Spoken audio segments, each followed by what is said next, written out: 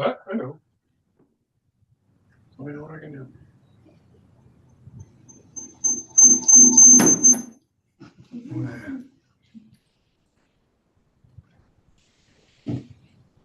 Good evening. Welcome to our board meeting.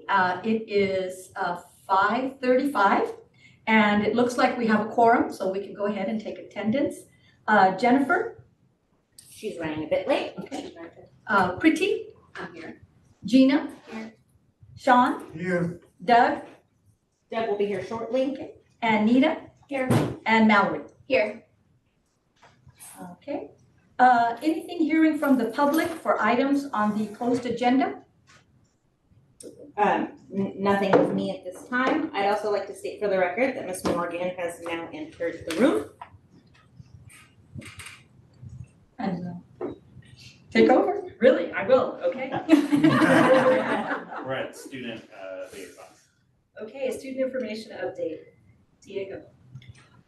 Oh, may I just do a quick roll call of the students, please? Diego. Kia. Here. Gianna. Here. Raven. Here. Noemi. Here. Thank you. All right, so to start, juniors had their CAF testing. They had their ELA and math testing from March 11th to the 15th, and then science testing later on the 11th of April, I think. We had 100% attendance, and we're proud of our 11th graders for their hard work during that week. I know CAF testing can be tough, but yeah. The 12th graders went on a field trip to the state capitol on March 13th, where they were participating in a mock trial. I was part of this. It was really fun. I took on the role of one of the defendant's best friend or something, or one of the best friends, and it was pretty fun to play the role of to be up there. Multicultural Week was from March 18th to the 22nd. There was a rally in the gym on the 19th, and we had LC performances on the 20th. There was a parent meeting on the 21st of March where parents were able to learn more about the courses and college options that are going to be available next year. ECA had a game day on the 25th, and Leading Edges Knights Landing were invited to join. Some activities that were included were Mafia, card games, Pictionary, and Nintendo Switch video games. Then there was spring break from the 27th to April 7th. And over spring break, 2 of our seniors came in with Mrs. Woods and painted the Learning Center as part of their senior project. It is blue. It is a baby blue. Created a more welcome space, and they plan to continue revamping it to make it more student friendly. And lastly, with only 7 weeks until graduation, seniors are looking forward to a lot of upcoming events. The prom was April 13th, this last Saturday. There were 2 more monthly class meetings. Senior showcases on May 17th. It's an important date for seniors to show off their senior project they worked hard on that entire year. There's a senior trip to Disneyland, May 20th to the 22nd. Senior banquet is on May 28th, and then graduation is on June 7th. And that's all. Next up, Leading Edge, we have Kia. Hello and welcome to another presentation. Before I get started with my presentation for today, I'd like to make a quick announcement for our board members. 8th graders are going to be giving their final presentations for portfolio soon on May 9th and 10th. We're inviting all of our board members and community members to participate as panel members for our 8th graders presentations. Portfolios are basically like a summary of what we've learned and done over the 3 years and how we've grown and using our 6 pillars at Leading Edge. So we'd love to have you all over there helping our 8th graders and sending them off to high school. Now, starting with our school culture, we had a lot of web activities recently. So we had web leader applications from the 11th to the 12th of March. Then we had our workshops as part of our applications as well, which was where all of the web applicants go into a room, and our web coordinators, Ms. Miller and Ms. Barragon, get to see how we work in groups as future web leaders. Our web results came out on the 36th of March, and then we had spring play day for those of us who made it. I myself am a web leader. So those of us who made it had spring play day where we got to know each other, get familiar with our peers, and then, hopefully get ready for mentoring our new sixth graders next year. We had our end of the trimester pillar awards, and Tycho had a performance at Intercom. This was our first year doing that field trip, but it was a lot of fun, and we had a lot of fun with alumni from 9th, 11th, and 12th grade at Intercom helping us out at Tycho as well. So for recent events, we had our girls soccer tryouts on the 13th of May. We had spring break, and then STEM night followed after, where it was a fun way for families to come to school and students had extra credit in their STEM classes.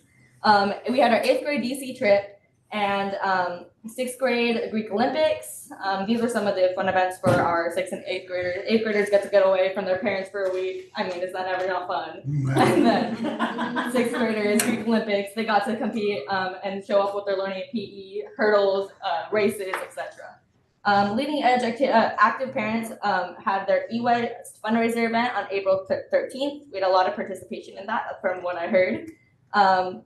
The 13th of March, we had our athletic mentoring meeting. So that's where students from Intercom came over here to tell us what it's like to be an athlete over there, how to stay organized, how to keep on top of work, all that stuff. We had our soccer games April 9th and 11th against Bannon and Jefferson. I myself am part of the soccer team, and we did win both games. Yeah. So we also have a game coming up tomorrow against Thomas Middle at home game, so if you guys want to come out and see it. Upcoming School Spirit Week, that's this week. School Spirit Week was this week, so today was, what was it? Jersey Day. Today was Jersey Day, and then tomorrow we have Dark Day, followed by Wacky Wednesday, Dress as Your Type Day, and Pajama Day. This is also CAS testing week, so we're gonna end up our week with a movie night for everyone to relax and watch Spider-Man together. All right, thank you for your time. Thank you. Somebody's nice. Thank you, Gianna. Hello everyone. We have for PFA we have a lot of big events coming up and milestones. This past week we had Field Day, which was a super fun event for all of high school to enjoy. There are multiple activities like Bucket to Bucket, Capture the Flag, and Color Wars. We also had our prom this past Saturday. The theme was Tangled, and yeah, got really great feedback from that event. And then this upcoming week, we have the middle schoolers are hosting Honk the Musical, which is a musical production. And then some bigger milestones happening is the 8th grade portfolio presentations are gonna run from the 17th to the 20th during the minimum days. And with that, it will also be the senior project presentations. Seniors every single year create a passion project that is dedicated to the community. And so they'll be presenting their fulfillment of that work. And then the 8th graders will also be presenting all the reflections they've completed throughout the school year and throughout their middle school career. We also, for juniors, they have their junior project, which is the American Artist Project, which is where they research an American artist from any time period of American history and really hone in on what their influence on American society is. And a part of the project after finishing our research and our essays is either a visual arts gallery or a live performance showcase. So this Tuesday, tomorrow, there will be the visual arts gallery with a wide variety of artistic mediums. And next Monday will be the live performance showcase. And then another element they're adding to American Artists this year is also film that will be watched in all junior classrooms. This month we also have the spring instrumental concert and tech week. And then another huge project that is an extension of the One Voice project is a mural that is in the process of being painted, and hopefully during its unveiling there will be a little awesome lunch Earth Festival during lunch with collaborative performances from different artistic departments and clubs. And then open house is the 2nd of next month. And that's all. I have a question. Yes. Is it possible, parents allowed to attend the senior project presentations? Do you know? Do we know? Typically, yeah. Yeah, I'd be interested in. Yeah, just shoot me an email. Just get some for ideas. that. Okay. Yeah, great. You can't go to the prom though. No, my son would not let me go. Did you try? I can't even, no. Breaking into a gym. No, not even as a chaperone. Anyway, thank you. Okay, and I think we have a new representative for PACT, Raven Young.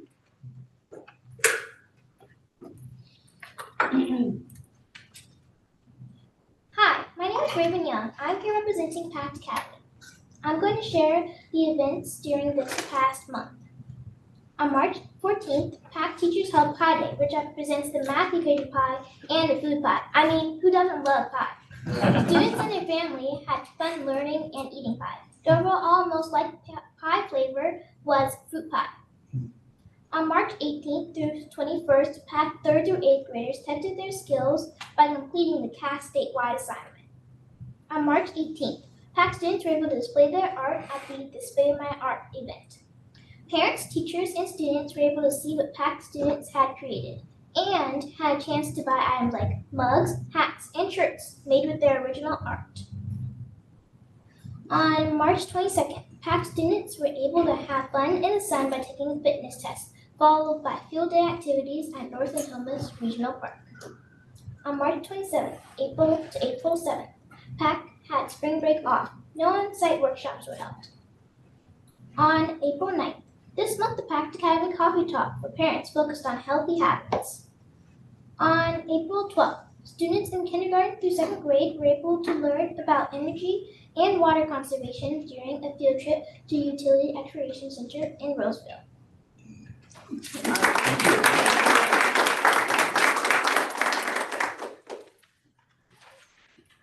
Okay, next up for Star Academy, we have Noemi.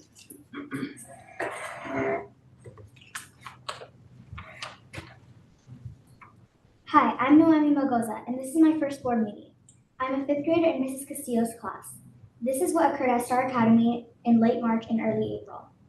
First, we had Japanese researchers visit Star Academy from Nagoya and Bunri University and the University of Yamanashi. They observed classrooms and teacher instruction. Before spring break, we had the final 4th grade class overnight field trip to Coloma. Ms. Schultz's class had a great time learning about the California Gold Rush. Next up, we had the 3rd grade roller skating field trip. Students learned about forces, motion, speed, velocity, and measured the distances and directions of the skates when pushed. Students also got to design a skate. And Sammy Sturkey visited Star Academy. He used motivational words to help encourage the students to never give up. TK through 5th grade exercised with their teachers in different stations for 30 seconds to 1 minute each. In total, exercising 30 minutes. Sammy returned to Star Academy the following week for a family night exercise event, which was attended by over 200 people. The day before spring break, we had the Star Academy Jogathon, hosted by the Novus Parrot Group. Students received red capes to report how many laps they ran and earned popsicles at the end of the run. The fundraiser event was very successful, raising $23,566 for our kids' school community. The day we returned from spring break, we had a solar eclipse viewing. Every student received glasses to protect their eyes. All students and staff were able to see the eclipse safely and talk about how the moon eclipses the sun and blocks it for a period of time.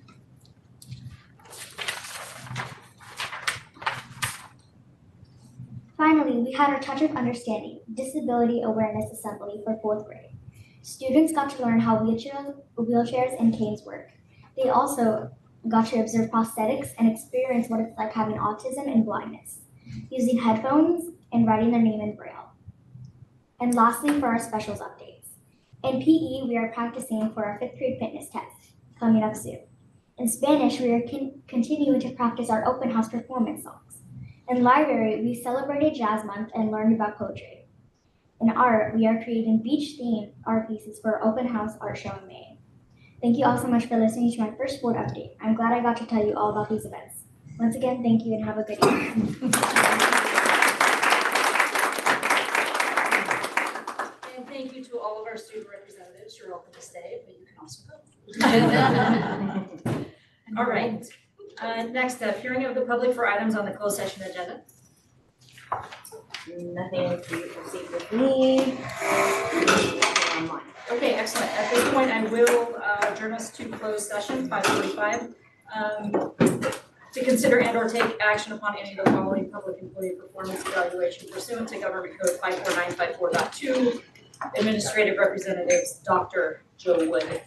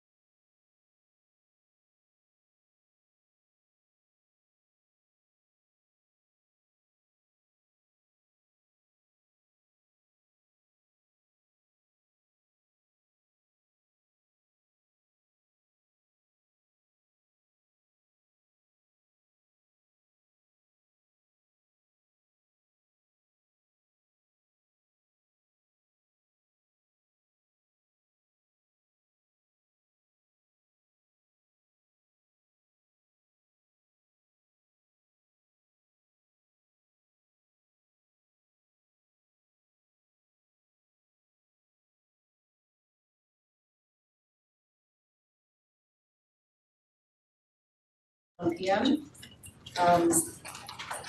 Let's see, no action in closed session. Ms. Hone, let the record reflect Dr. Gaffney's joined us. Thank you. Any questions, revisions, anything tonight's agenda, comments? Can't remember. It is what it is. Comments, questions, discussion? Okay, may I have a motion to approve tonight's agenda? Thank you. Second. Guys are on it. Nita? I'll do a roll call vote. Dr. Gaffney?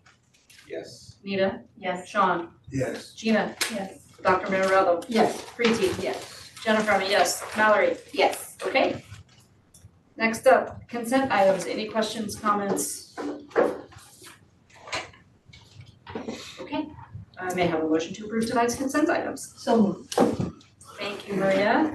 I'll second. Thank you, Doug. Roll call vote, Mallory. Yes. Jennifer, yes. Preeti? Yes. Maria? Yes. Gina? Yes. Sean? Yes. Nita? Yes. Doug? Yes. Okay.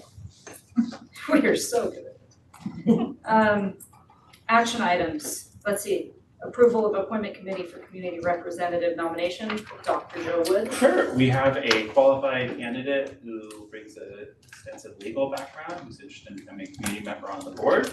This action allows for the formation of an appointment committee for our bylaws to interview that interested candidate. Okay. May I have a motion to approve the appointment committee for community representative? We should name who's interested in being on the appointment committee first. Oh, yes. That's what we're approving. Thank you.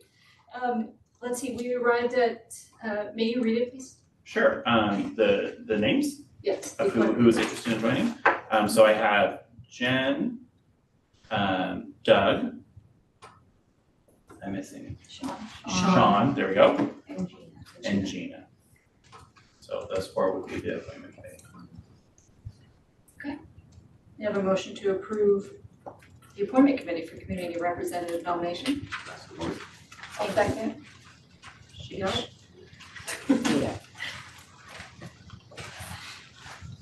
Okay. Roll call vote, Dr. Gaffney. Yes. Nita. Yes. Sean. Yes. Gina. Yes. Dr. Marinello. Yes. Preeti. Yes. Jennifer, yes. Mallory. Yes. Okay. Dr. Wood, enrollment report. So this is our enrollment as of the end of March. We are now in the fourth quarter of the school year, so this is actually where we pause enrollment for most of our academies because we're in the middle of CASP testing. And so, we've had a little bit of attrition because spring break was going on, and so some people choose to move at that point. But for the most part, the numbers are pretty solid and reflective of where we've been for the whole school year. Right now, we're in the process of filling spots for next school year. We received at this point just over 2,000 applications for the county school year. So all of our spots are filled with pretty substantial waiting lists. We are in the time of the year right now where Intercom, for instance, posts who's going to be in SECA and IB. Also, when private high schools like Christian Brothers and St. Francis sort of talk about who's coming. So we might have a little bit of shuffle still kind of in the 8th to 9th grade transition. But for the most part, we're at a point where the numbers are pretty stable for next year. And registration's actually going out to families so that we can collect, all the various pertinent pieces of information that we need to get ready for the coming school year. And really the focus of our energy right now is on staffing. So I know all of the board got an update and so did families, but if you know any qualified candidates who are looking for teaching positions, please share with them our website, natomascharter.org/joinncs, which has the links to all of our current job postings that we have for the coming school year. Thank you.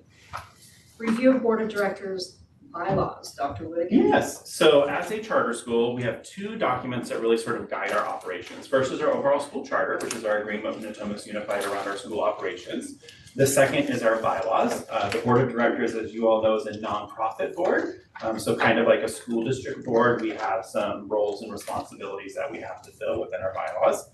So our bylaws were actually last reviewed by our outside legal counsel in 2019. Since that time, there have actually been a few laws that have been passed that are applicable to charter schools. For example, we now have to fully abide by the Brown Act. Prior to 2019, Natomas Charter Schools always abided by the philosophy of the Brown Act. but we didn't have that specific legal requirement. So we actually had our outside legal counsel go ahead and look through our current bylaws and make recommendations. So what's before you tonight, all of the black text is the text that was in our prior bylaws. The red text is the edits that our legal counsel is suggesting that we make to be in compliance of, all of the various laws and changes that have happened. But also, she actually did some work around some cleanup language. For example, in our bylaws, it was very male specific. It talked about the chairman, for instance. And given that we have quite a few women on our board, we're gonna go with more gender neutral language like chairperson and that sort of thing. So are there any, tonight, all we're doing is looking at the bylaws. We would actually, similar to how we do policies, at the next board meeting next month, we would actually bring back an official vote on them. But are there any questions that we can answer about the bylaws or any, yeah, Marie. Yeah, I have a question. I guess it's page 4, Okay, towards the bottom. I was a little, under section 5, the last part under section 5 on page 4. Where it talks about parent representative candidate may be nominated by themselves or by their peers. In order to be eligible, a parent must receive at least 3 nominations. Okay, fine, that's fine. But where I wondered was, it says here, at least 3, An interview of all eligible nominees shall be conducted jointly by representatives of the NCS Board of Directors and by the parent association or organization. Are we referring to the school? so here's a perfect example. Let's use Star Academy, right? Okay. So whenever we have a Star Academy representative opening, the interview is done by an appointment committee. Right. Along with whoever at that time is the president, typically, of the Novas, which is the parent group. And if that person's not available, it might be like the vice president or some other. But typically, all of our, especially our 3 site-based programs have pretty active parent groups. Right. So typically it's done by a group of board members, that's the appointment committee, and then whoever is the leader of that particular parent group. So when I was interviewed to be the parent representative at Leading Edge, there was a. Yep, there's a leading I edge didn't parent know that. representative, Okay, yeah, thank you for yeah, that yeah. clarification. Okay, That's the idea there. I see, makes sense. Because the idea is that we want to make sure that there's a parent voice in the process as well, which is part of why, there's the nomination and the recommendation That's right. process. Yeah. Got it.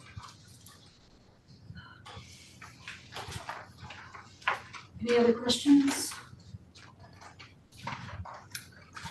Okay, so we'll bring this back next month. For So in the formal event there are questions or anything that comes up between now and If then. you catch a typo, please let Zebra know. We So do we the can- best that we can to catch all We of can them. raise a kind of question even next week? Yeah, Okay, absolutely. fine. We'll put it in action so that it is available for discussion, rather than putting it in consent where then it's not available for discussion. Okay. So we'll make sure for next All time. right, thank you. Thank you. Awesome. Thank you, Dr. Wood. Amy, special education workshop. So as they're coming up, I'm gonna do just a brief introduction. So Taking my first Oh! slide. you go, never mind, just kidding. I have that slide. She has it. Yeah. We are so fortunate to have our special education leaders with us tonight. That's what I want to say. Thank you. That's later Yeah. for the microphone. So thank you for having us this evening and being able to, where's my presentation? Oh, wait a second. Zeba's computer needs a little extra caffeine right now, apparently. So letting us do a second special education presentation. We're bringing some additional information and you can see I have 2 extra people here with me this evening. So we have Francesca Donato, who is our program specialist for NCS that I work with closely and our team does. And then Debbie Morris is also joining us and she is our SELPA director that I work with and Joe works with, and she is a very important part to what we do, which you'll see this evening in just the collaboration. So she'll be talking about some more overall information between the county, state, and just nationally too, to give us some context to the information Francesca and I are talking about. So we have our agenda. Yep, thank you. So I don't find myself trying to look up there. We're going to go over some of our successes and challenges for our department this year, our enrollment and a breakdown of their disabilities. Amy's going to talk about finances. We're going to introduce our partnership with the SELPA and explain what kind of services and things we receive in our relationship with the SELPA. Looking at also when parents have concerns, how we're able to work with the families in kind of that process, and also looking forward to next school year and some of our plans for the next year. This is just a small snapshot of who we could capture in between. Our team and department's much larger, but this is who we were able to kind of gather up from some photos. Our Star Academy team, Amy and I, are packed team over on the right, and then down the bottom our blended Black Rock team of who was available to come for pictures. Okay.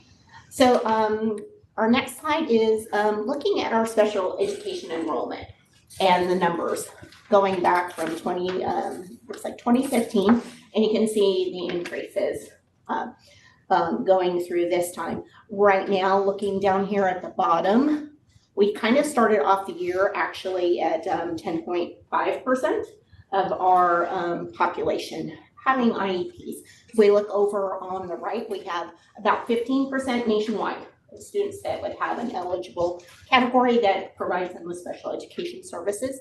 California, the number's sitting at about 13%. A comparison, like school, Westlake Charter, they're sitting at 9.5%, and NUSD, 13.65%. We look down at our numbers now, the 23-24 year. This is, we started the year at about 10.5%. If those students, which we have a very robust MTSS process, working with teaching and learning and student services through that MTSS process, these 16 students probably more than likely would qualify. We have a really good process of that. So if those 16 pending students who are in the assessment process now, if they qualify, our numbers will be 12.5%. So that's where we'll be sitting. Okay. So it's probably easier to see on your paper because I can barely see this. Our qualifying disabilities. So the only thing I think that's super important for us to, one of the things that's important, this is the student's primary disability. This is the first category. Most of our students actually do have two qualifying. So you might have a learning disability and also receive speech language services. So this is just the capture of the first, the primary listed disability. So like I said, you can have autism and SLD, you can be OHI, you can receive speech. So this kind of captures those percentages, but know that these students are probably receiving multiple areas of services to address disabilities. So our bigger areas, specific learning disabilities, we have a large, speech is always big. Is always a big, especially with our littles. And then OHI, autism is also high. So it's, when we see these percentages and numbers, know that we have more than likely a lot of students who are receiving services in more than one area. So for the last. Okay, that's gonna go back to you. Yeah. All right, so then for this year, just kind of what's been going on in our department. So we've had successes and we've also had challenges. One big success, and as we're going through interviews right now, is really our caseloads. We have much smaller caseloads, on average about 19 students per case manager. The state recommends 28. I have heard some very large ones. We had an interview on Friday and the person said they were carrying a caseload of 80, which was insane. And I also, another person we have was carrying about 50 at their former school too. So that's definitely something that draws on us that we're trying to do so we can do better quality and give our students better services. We've been working hard on building capacity, and part of why Francesca came on was to help build capacity since we do have a younger department and really helping support them. Creating and implementing procedures and structures so everybody knows how to best perform their job. We had our attorney come in this year one time to do PD, and we plan to continue that on. And then our co-teaching in math is definitely something that we want to celebrate, where the gen ed teacher and the ed specialist are in the classroom together and working together to support the students, and that's been going very well. For challenges, I feel like quite a few of you have heard, staffing's definitely been an ongoing challenge. We're not alone in that. Everybody's having the same challenge and everybody's trying to get the same person. So it seems like when you do an interview and you get one person in, there's multiple districts fighting over that one person trying to get them. Team consistency, just that staffing has made for some churning. And then there's definitely been some health issues with staff members, which makes stuff a little bit more challenging. We have had some due process mediation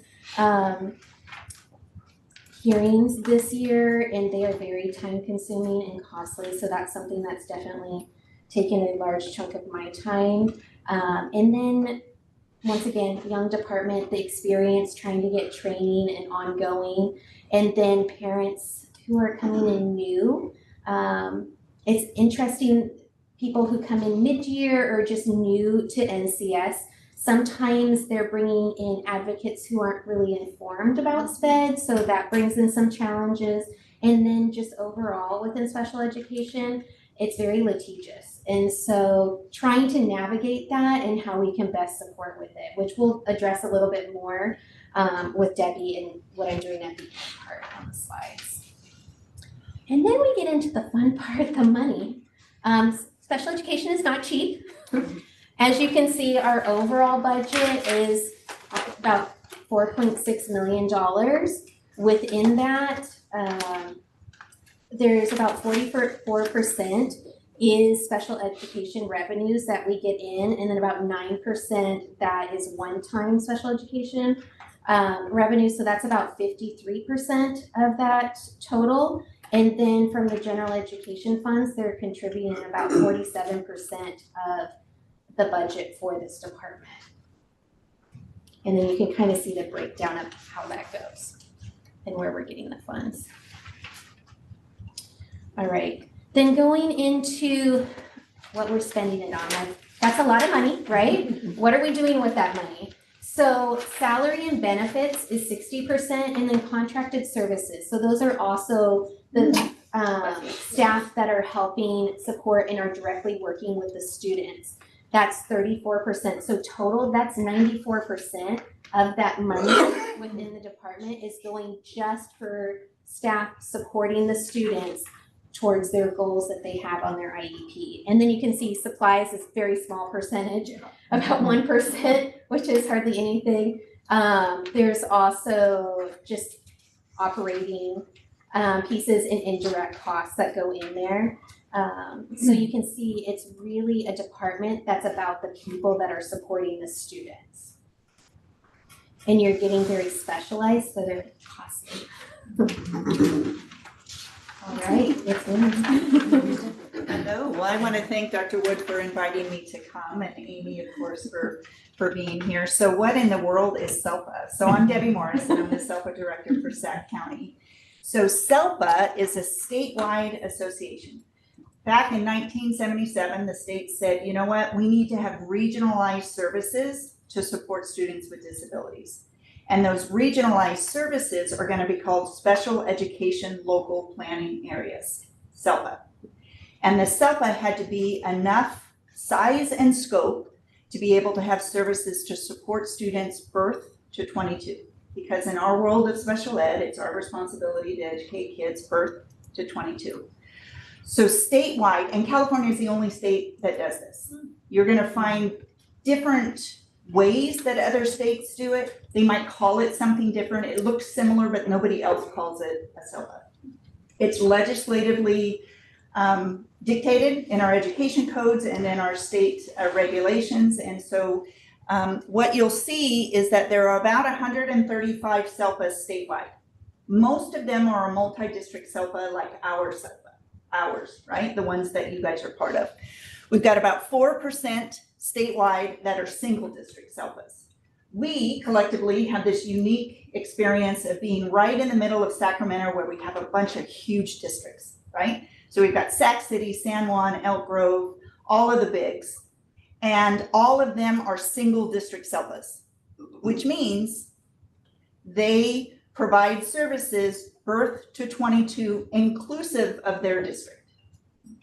We have the wonderful opportunity to be a multi-district SELPA. And what that means is we support several of our small districts here in Sacramento. So we have you guys as our only charter. Then we have Arcoe and Center. We've got Alberta, Galt Elementary and Galt High School, Robla, River Delta, and then part of our SELPA is also our county-operated special education programs. So SELPA is a regionalized support, making sure that the districts that are supported by that SELPA make sure that we support kids birth to 22. And we're surrounded by all the bigs. So what do we do, right? So the SELPA department at Sac County is me. And every SELPA does things a little bit different. In our SELPA, that hasn't always been the case. I came to this role 4 years ago.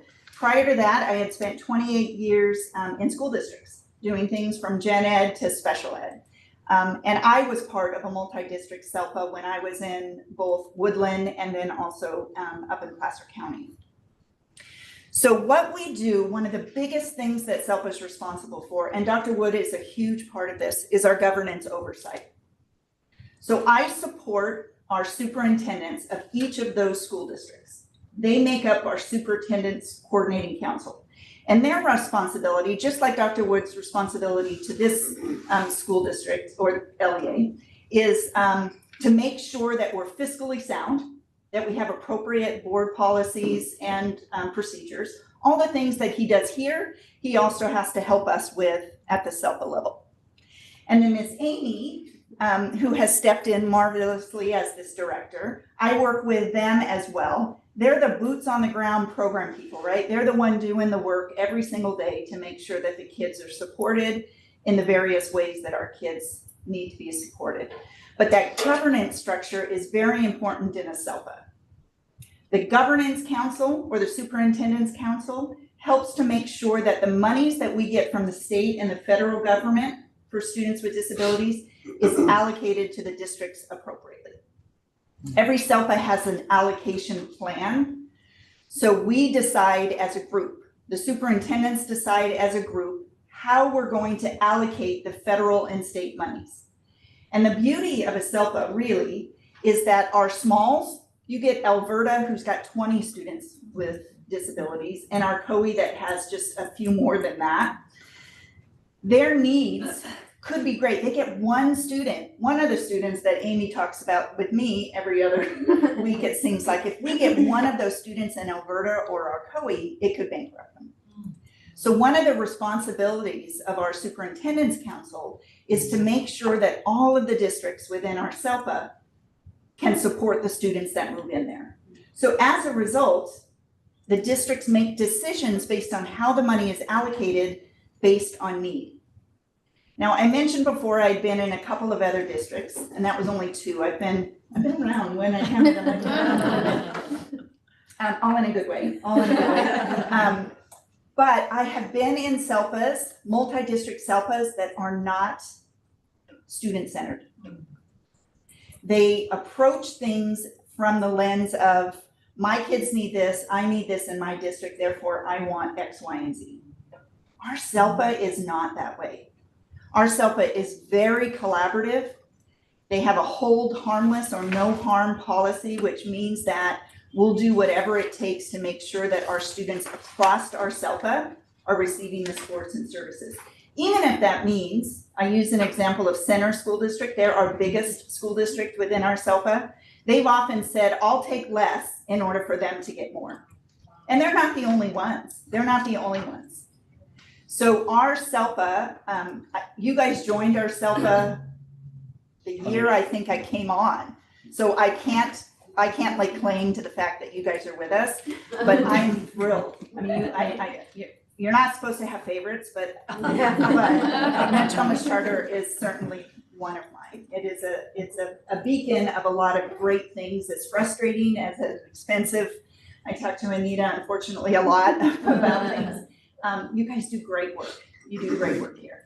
And I think Dr. Wood and Amy both represent the work that you do for the kids in a marvelous way.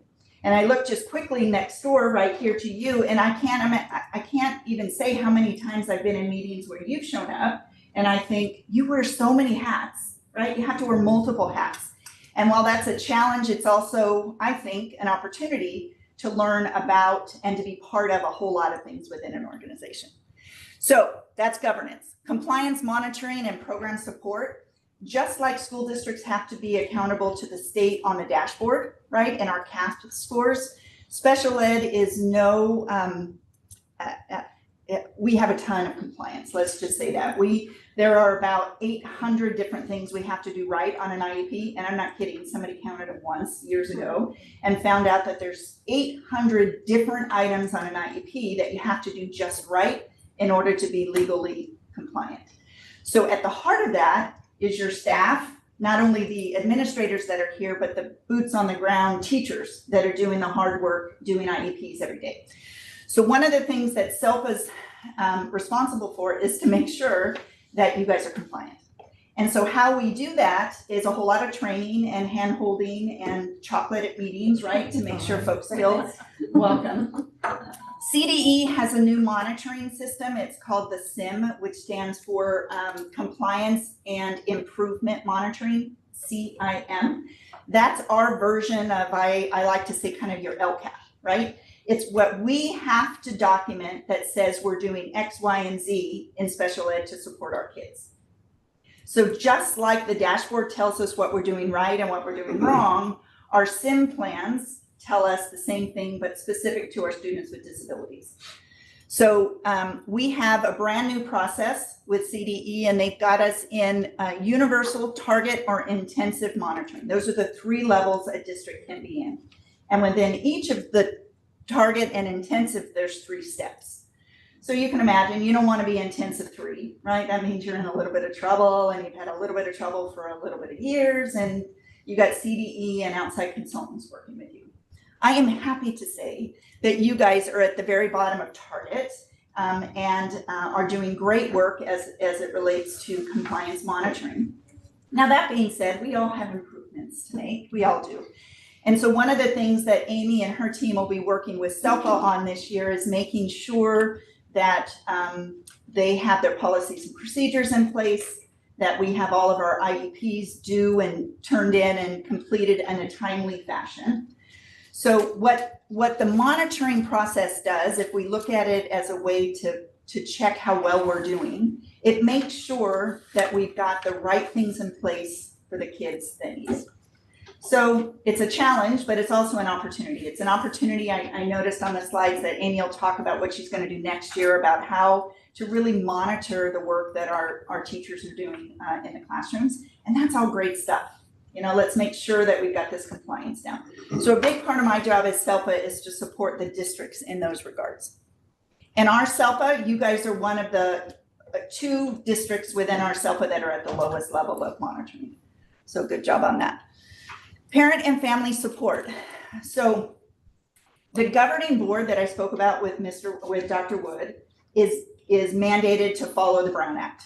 Love it, right? We have to follow the Brown Act. We have to post agendas. We have to have public meetings. The other mandated committee that SELPAs have to have statewide is this Community Advisory Committee, or a CAC.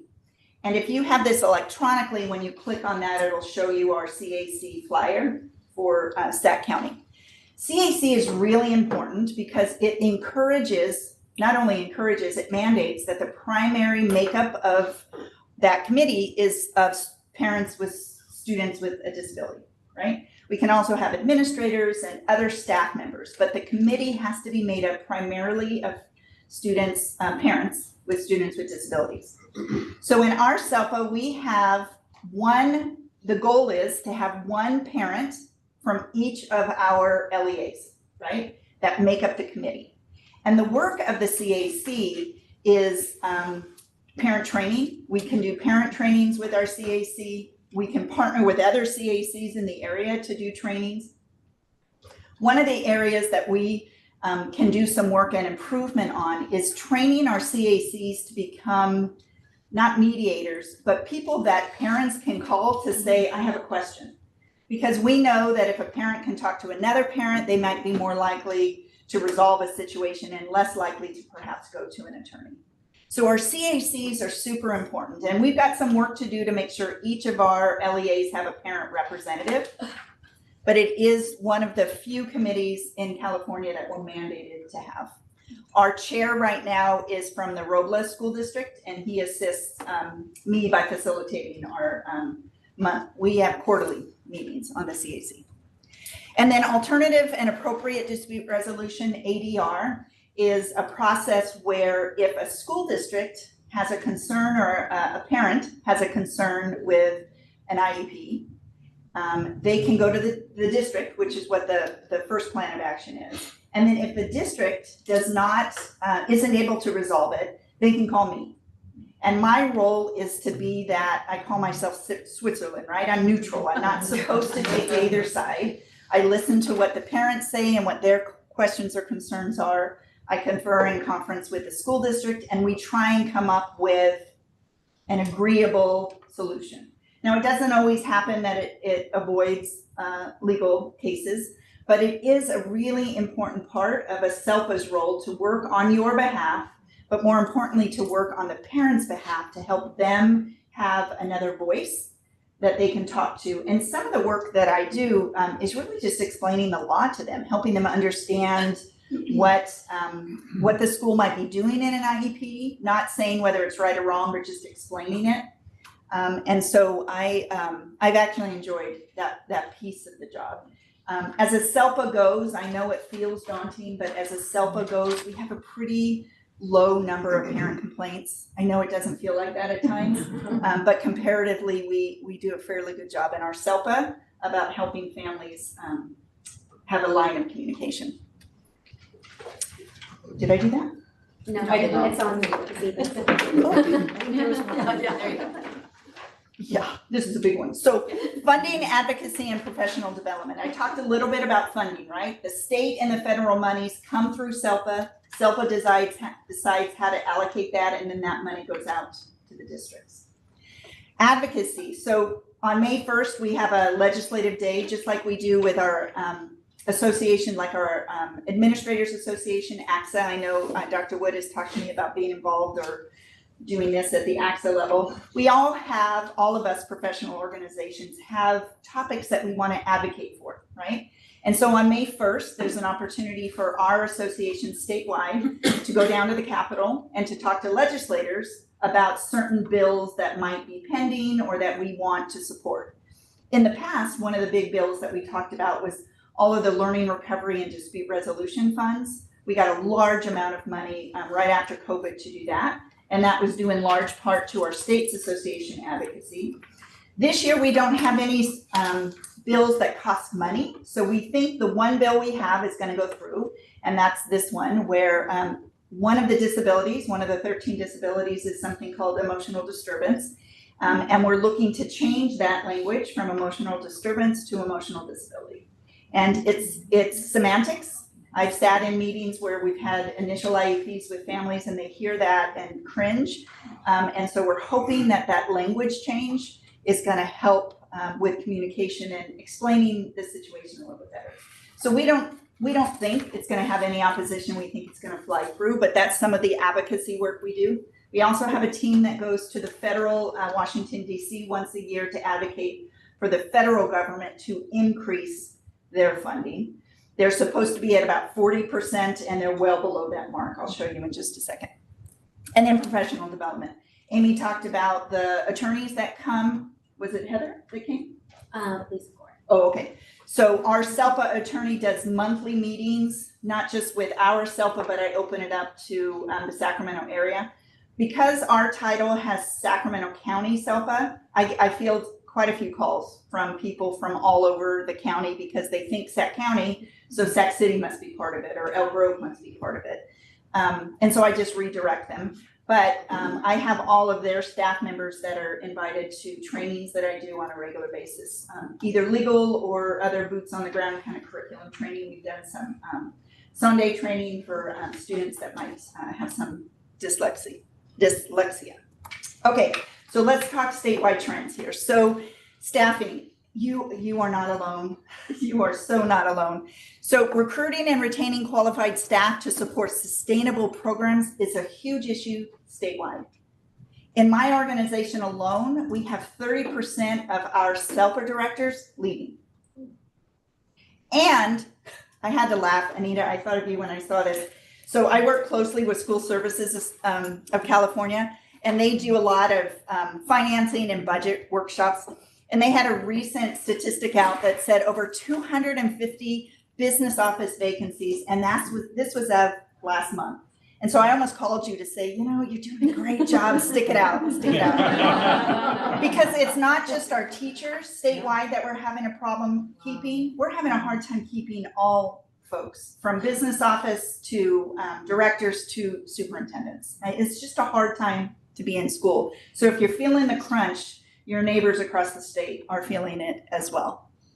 And then of course, all of us are feeling this increase in NPA. And NPA is a non-public agency. And if we don't have the staff to do speech and language, we have to contract with an agency to do that. And statewide, we're seeing a trend in that. There's a huge amount of concern and wondering about the increased amount of students with extensive support needs, right? Students that have multiple disabilities that are in need of multiple services. And that trend is not only California-wide, it's nationwide. We're seeing an increase in the number of students that need more services, more extensive supports. So of course, with more extensive supports comes more training and money and staffing and all of those things. So then this graphic shows you the increases to the general fund. So Amy showed a slide that showed where the monies go. 60% of the monies for Natomas Charter go to salary and benefits. That's just almost right on target with just about everybody, right? That's a pretty consistent number. But what you'll see at the bottom is the federal amount of money. If I can blow this up. And this is the contribution. Can I do that? We could do this. Oh, there you go. Yeah, I can. So the federal government, remember I said they're supposed to be contributing 40%? They're at 9%. They got some work to do. So they're at 9%. Our state is at 31%. And even though it's a slight increase, that blue line has gone up a little bit. And we've seen unprecedented increases in special ed funding over the last few years. Now it's leveled off. We're not going to keep seeing that, but we have seen good increases, good dedicated involvement with our state on setting the budgets in California. So we were sitting at 31%. Now the red is the one we all look at, right? That's the general fund contribution. And what you'll see over on the end is that statewide, we're sitting at about 60%. This doesn't have 22-23 data, and that data shows that we're at 63%. Natomas Charter, even though it's a hit, and I'm not minimizing this hit, you guys are sitting at less than that at what, 47%. Okay, so it is a hit. SELPA-wide, when I took a look at all of the SELPAs, BIGs around the area, they're sitting at about 58, almost 60, 59%. So even with them, the charters. Now I didn't compare you apples to apples with other charters, but just generally statewide, 63%. Statewide, I mean, for you guys, it's about 47%. Any questions about that?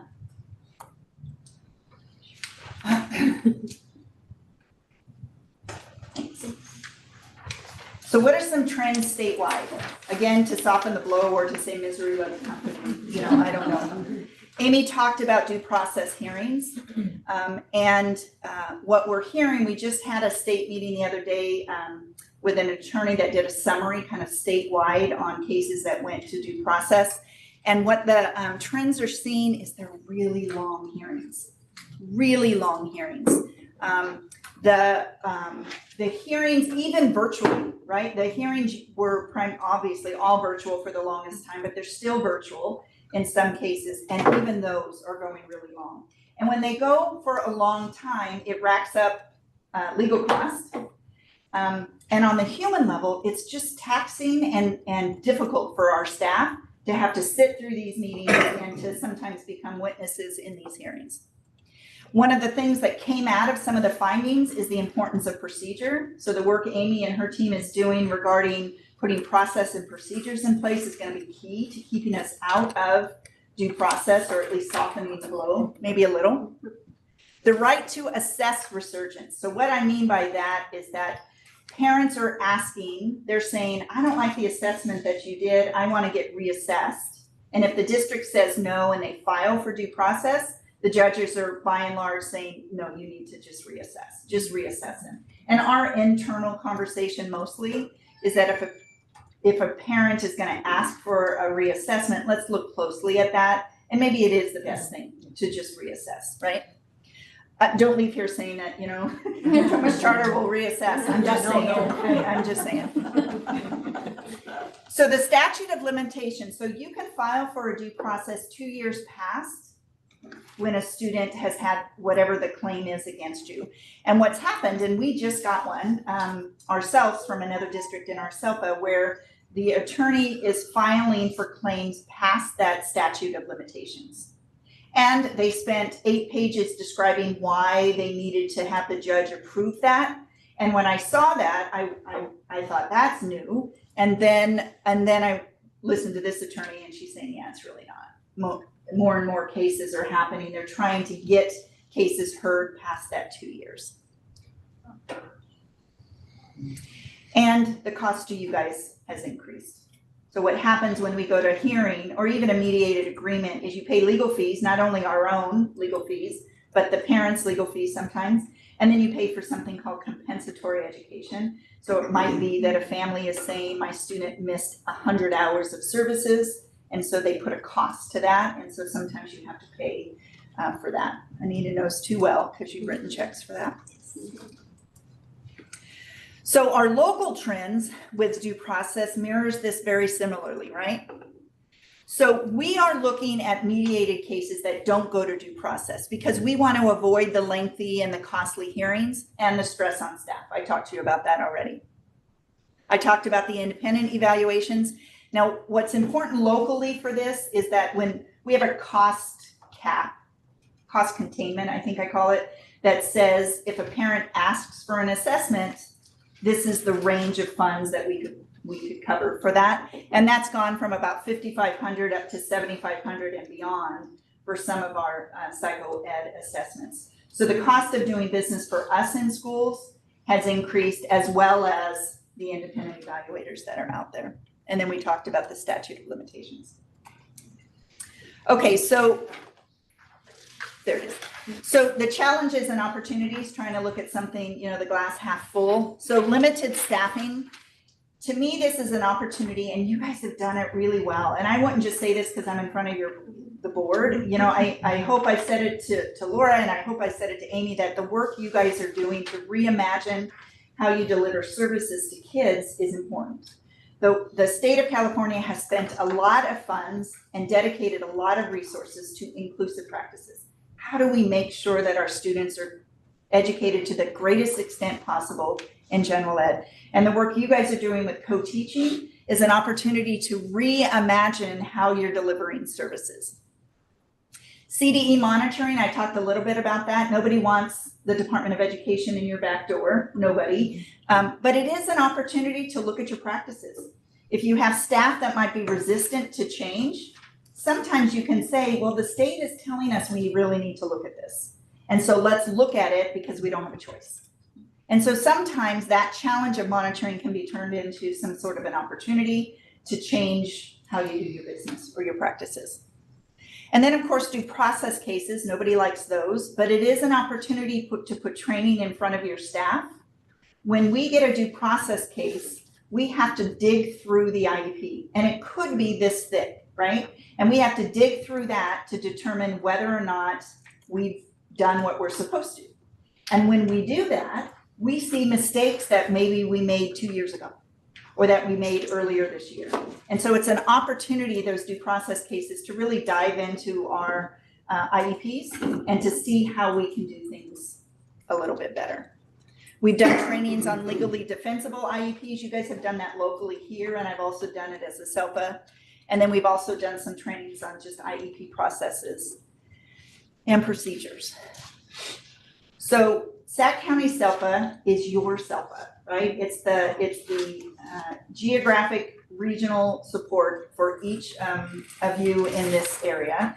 And we are happy to be part, or for you guys to be part of our SELPA. Mr. Gordon, who's our county superintendent, he welcomed you guys in before I even got here and told me when I got hired that we've got this new little charter school and that they're going to be a great addition, which they have. So that's what I had on SELPAs. Any questions? Yeah, thank you very much, very educational and informative. I have a question about the ages from birth to 22. Mhm. So what happens once they graduate?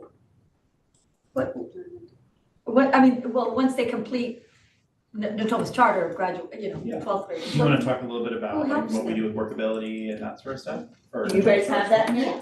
Yes. I mean, you guys, I can talk about that, but they can talk specifically. We're responsible to provide supports, Okay. training, career tech, career training to our students that are beyond graduation level.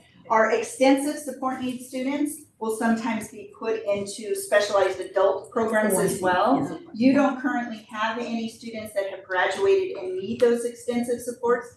And once a student has received a diploma, they're no longer eligible. So I could be 18 and receive a high school diploma, and then it's called Child Find. We're no longer responsible to serve or to support that student until they're 22. And for the most part, your graduates leave Natomas Charter with a diploma. So there's not too many students that would be receiving services past graduation. They steal the thunder, there you go, that's all yours. Okay.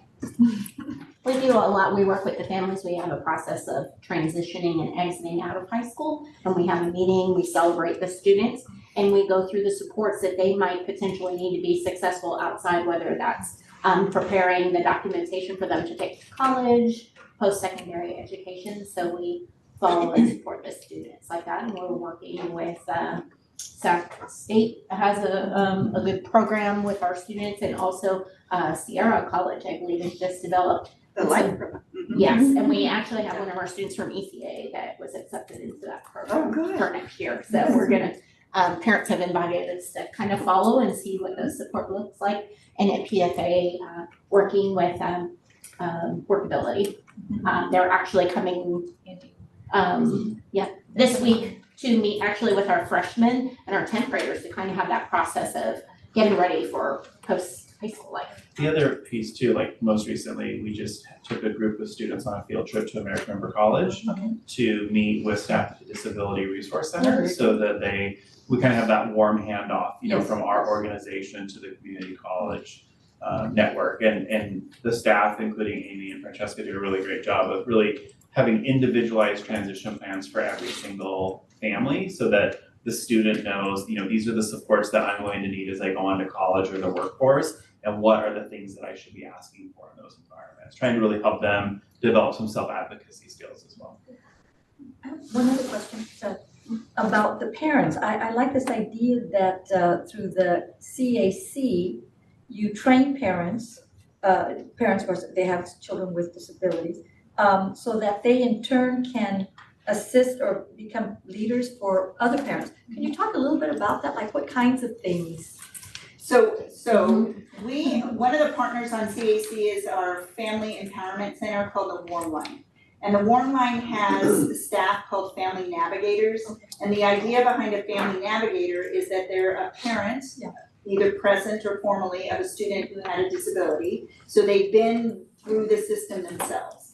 And their work, so when our families might call me and they had a question, I might refer them to the Warm Line, where one of these Family Navigators might be able to support them. Because it's sometimes easier to understand and listen to a parent who's gone through it than to some director you don't know.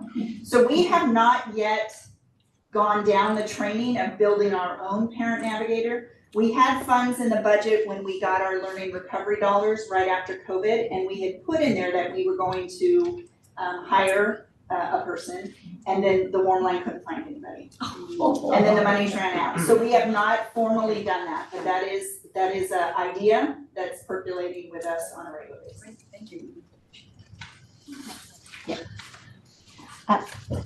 No, I'm good. I was like, oh, did I do that in front of everyone? So I think a big part of Natomas Charter is our relationships with our families, and our students are always being student-centered and having that lens of everything. My own son attended here, sixth grade through graduation. He was a student with an IEP, and he received his services here. And as that parent, Mama Bear parent, I would say there were some very challenging conversations and things, or some, friendly disagreements about what my child needed for him to be successful in this type of setting. But what I found here, and this has been a focus of Amy's and our team as a whole, we want to support students here and give them the best support here and work as a partnership with our families, and that's very important. So really front loading and having these meetings with our IEP meetings where parents are calling meetings, staff are calling meetings, the team working together to find a resolution. And all of our ed specialists, when we're going over the parent rights and responsibilities for our staff, really going through and saying, we want to have these conversations together as a team. Come to us when you have these questions or concerns, and let's see what we can solve here. It's most of the time, I would say my experience as a staff member, as a parent, those things can be resolved here. There are times, however, where you need kind of that neutral third party to hear and receive information. And we're very fortunate to have the SELFA in that. And Debbie discussed that about being that neutral party to hear the information, have the interventions and things here, having these services, and being focused on having a positive outcome for the best interest for that student. And that partnership piece. And then going over to the, we like to, like I said, solve our problems here at this level together as a team. We have that support of our SELPA if we need to go to the next level, but the scary level that nobody ever wants to deal with of going to this, going to the due process.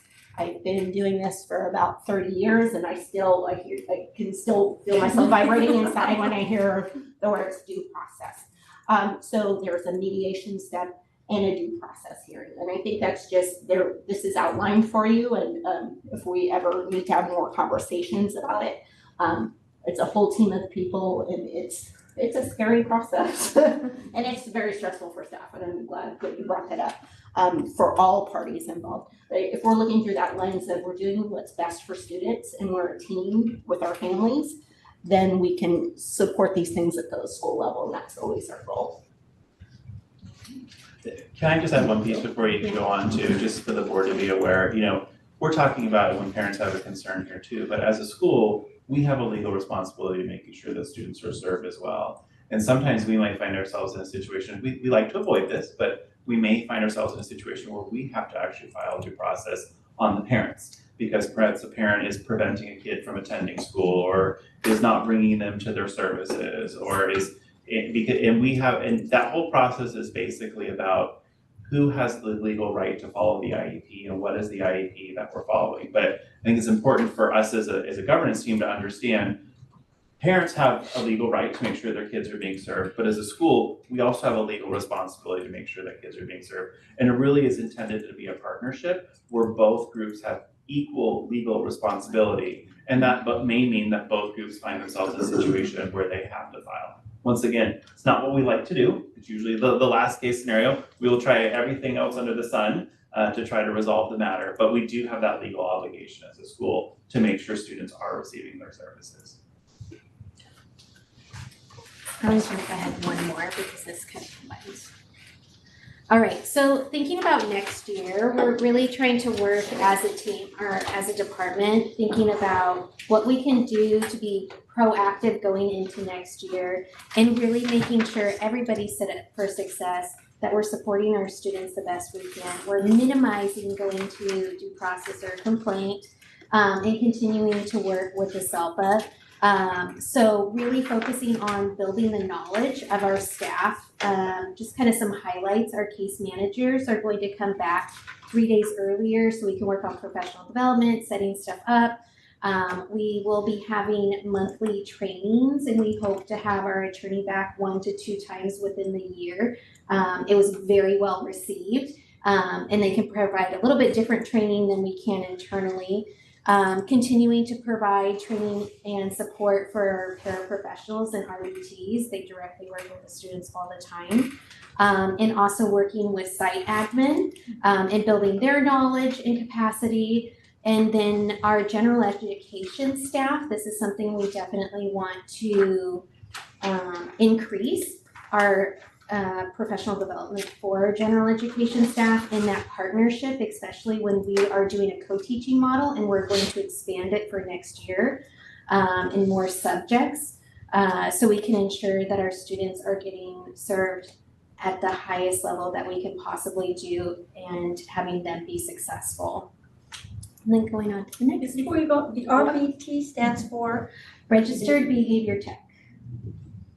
So those are the ones that work under a behaviorist, and they have a special certification that they get, and they're training specifically for that behavior intervention for our students. And we have 4 total between the campuses. Oops, I'm backwards on my slides. And then just a few more highlights. We have been working on staffing, and we're actually pretty much all hired for next year. We have some really good people who want to come in and they want to be here. And that's very exciting going into next year and having a team that will collaborate and work together and stay for the whole year and work well. So we've been putting a lot of time and effort into that, continuing to build those structures and systems. And then our partnership with the SELPA and outside providers, just one thing I want to highlight, Debbie's been working on what is called a bridge authorization for our ed specialists. And there's a new credential that came out that this year is the first year that we'll have people actually getting it. And it widens the range of students that they can support with disabilities. So they will be able to serve more students, so it builds capacity for us. But those that already have a credential, they can do this bridge authorization so they can also widen their range of who they can support, which does help during these staffing shortages that we currently have. So sometimes what we run into is if a student is mod severe, we tend to only have staff that has a mild mod credential. So this would cover the majority with the exception of deaf and hard of hearing. So looking forward to that and having our ed specialists attend that. So we'll continue to work with Debbie on that part too. But I think that's an important part to highlight of how we're also building capacity. And that's the end. Any questions? Yeah. Yeah, no, I'm so glad you're doing this. I'm so glad you're doing this. So the new program is called Bridge Authorization. It's an authorization to a current credential. And where can you get that? Or who offers the training? Well, there are agencies, Sac State, Fullerton, universities do it, but also the legislation within CTC, the California Teacher Credentialing, has authorized SELPAs to do trainings to be able to offer it as well. And so that's what Amy was speaking of. So in May, we partnered actually with Twin Rivers School District, and we'll be putting on a couple of days of training for anybody who's interested in May.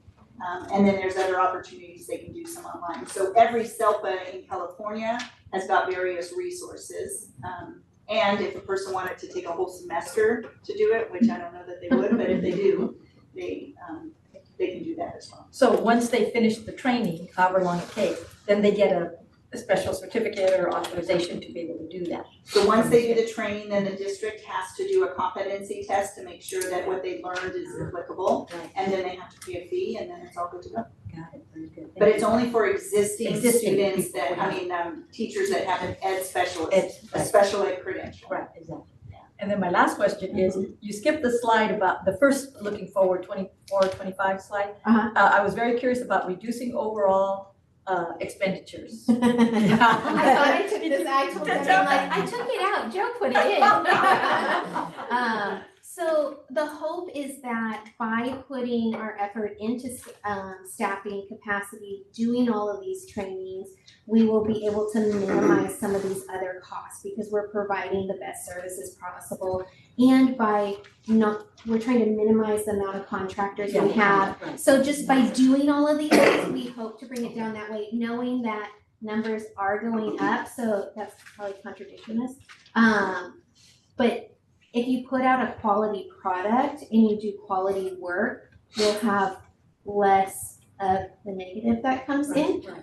And that is our hope. And the loyalty and to stay here and work Yes. with, okay. Yeah. Very good. And Thank you. building makes that sense. where they'll stay multiple years, so you're not starting with an entire new team every year or Exactly. doing a big turnover. And I think of things like our numbers where Dr. Wood and Amy have decreased our caseload. Before I came here, I had easily 35 to 40 on my caseload consistently.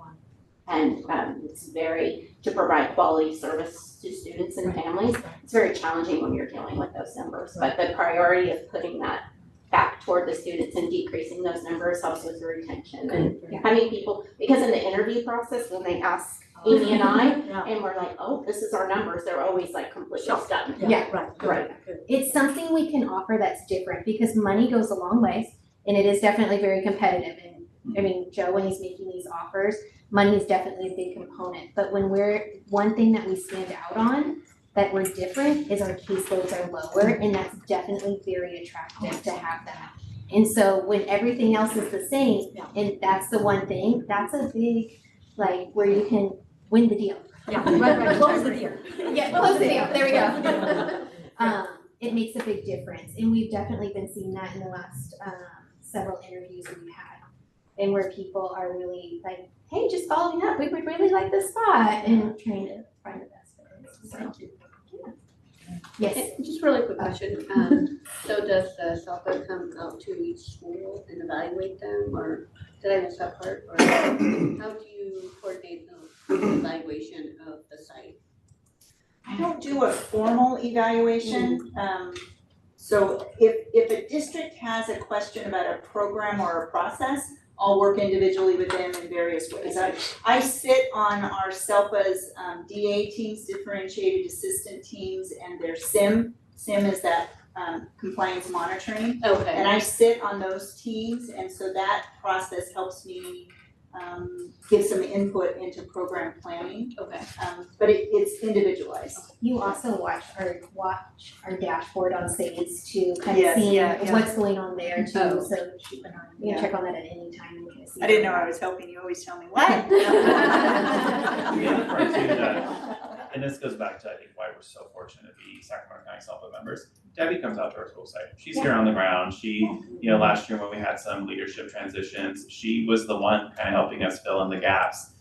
And got to know our staff really, really well and got to know our programs really well. And so, whether it's, advice to me or advice to Amy, has been able to really understand who we are and what we're trying to do and how we can get better at it. And the SELPA, I hope as you're kind of hearing it, from the superintendent level to the director level to like the ed specialist level, it's very collaborative. It's really a group of smart educators coming together saying, hey, I'm having this challenge, you're having it too. How do we think we can go about tackling it? And how can we share resources? Let's all not invent the wheel separately. Like, is there a way that we can share this together? And did I tell you? I think Doug had. Yeah. Or did you forget it? Any more? What's the final question? Last question for Doug. So in the qualifying primary disabilities, you have special learning, autism, language, speech and language. And the other section is pretty high, 19.5% for NCS. I was just wondering if there's any particulars or any trending differences in that category, and what are the primary disabilities within that category of other health impaired? Well, she's pulling that up statewide. Those are the highest across the state and across the nation.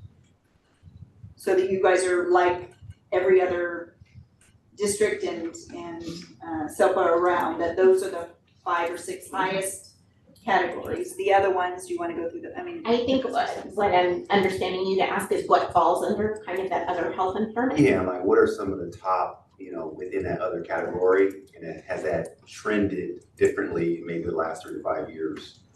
I think that there's a little more, and Debbie can jump in, finesse of where we're getting better at identifying students and what their needs are in other categories where there's 13 recognized, 13, yes, yes, lots of numbers. Yeah. Recognized categories and kind of what those fall under. OHI can have, So I keep thinking of like Yeah. a student who potentially could be ED that doesn't go over so well sometimes, so they'll do OHI. my, is ADHD. emotionally disturbed. That's it. Yeah, it is, I was like, it is called that now, but like I said, the language, we're looking at changing that. Physical limitations, So I'm sorry, back that up. You said ADHD? No, ED, emotionally ED. disturbed. Okay, Sorry, got I it. should not use abbreviations. Yeah, yeah. I just wanted to make sure I heard you correctly. Okay.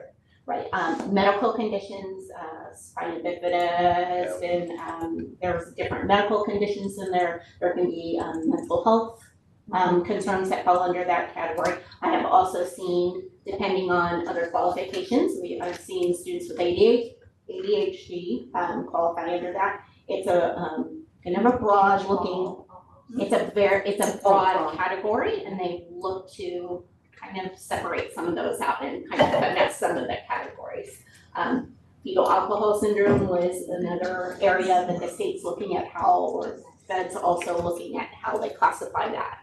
And so it's kind of, like you said, it's kind of a very wide range. Tourette's.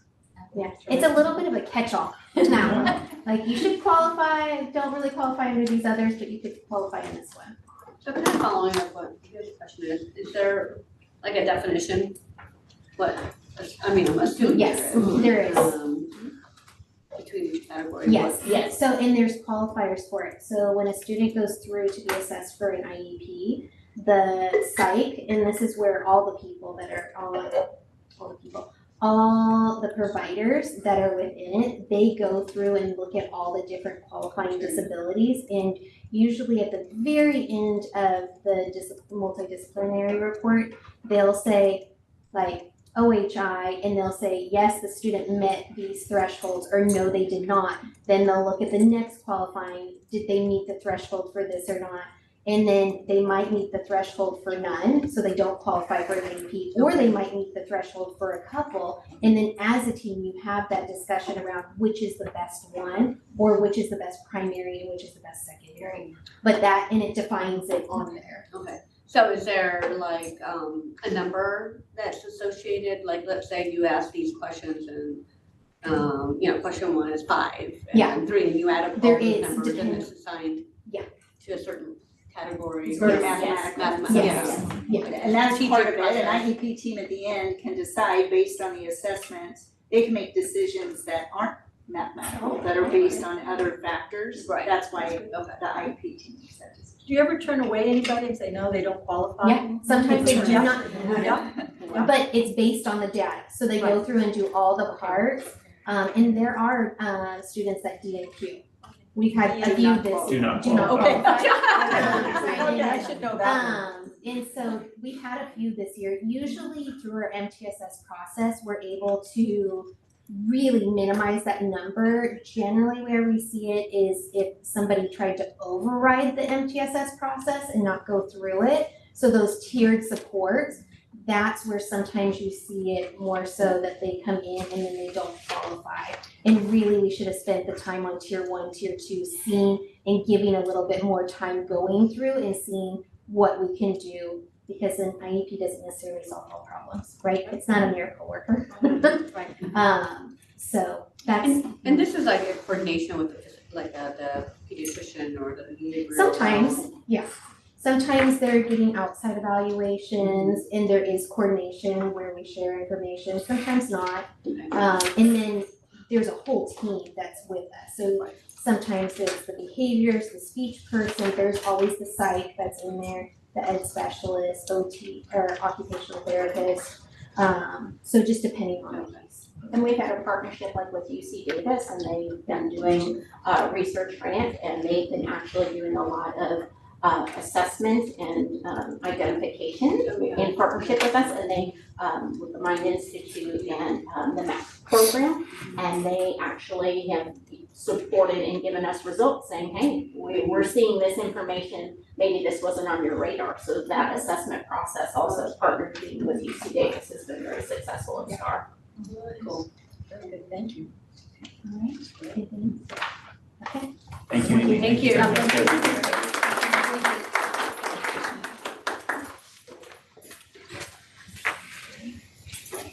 Dr. Lockton.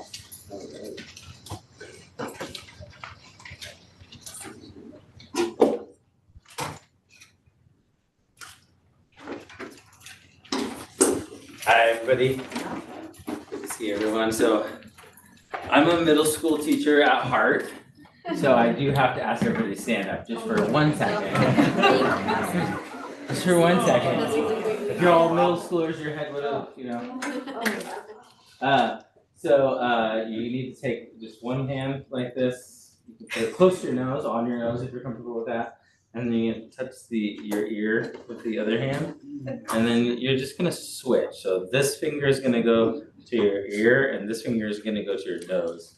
And like that, so if you do it really. Oh. But you don't have to cross.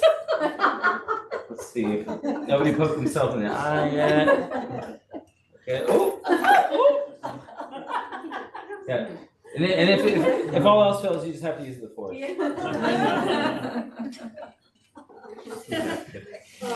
All right.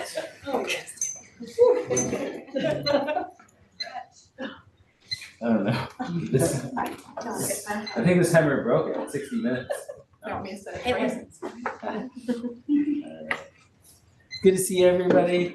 My name is Vasa Loktev. I'm the principal of Leading Edge Academy, and this is my finishing up my third year with NCS. So it's good to see everybody tonight. But every year we get to do a theme, and this year's theme at Leading Edge was all about being united. Knights unite, assuming best intentions, fostering belonging, and uniting as one. We become stronger and more resilient community.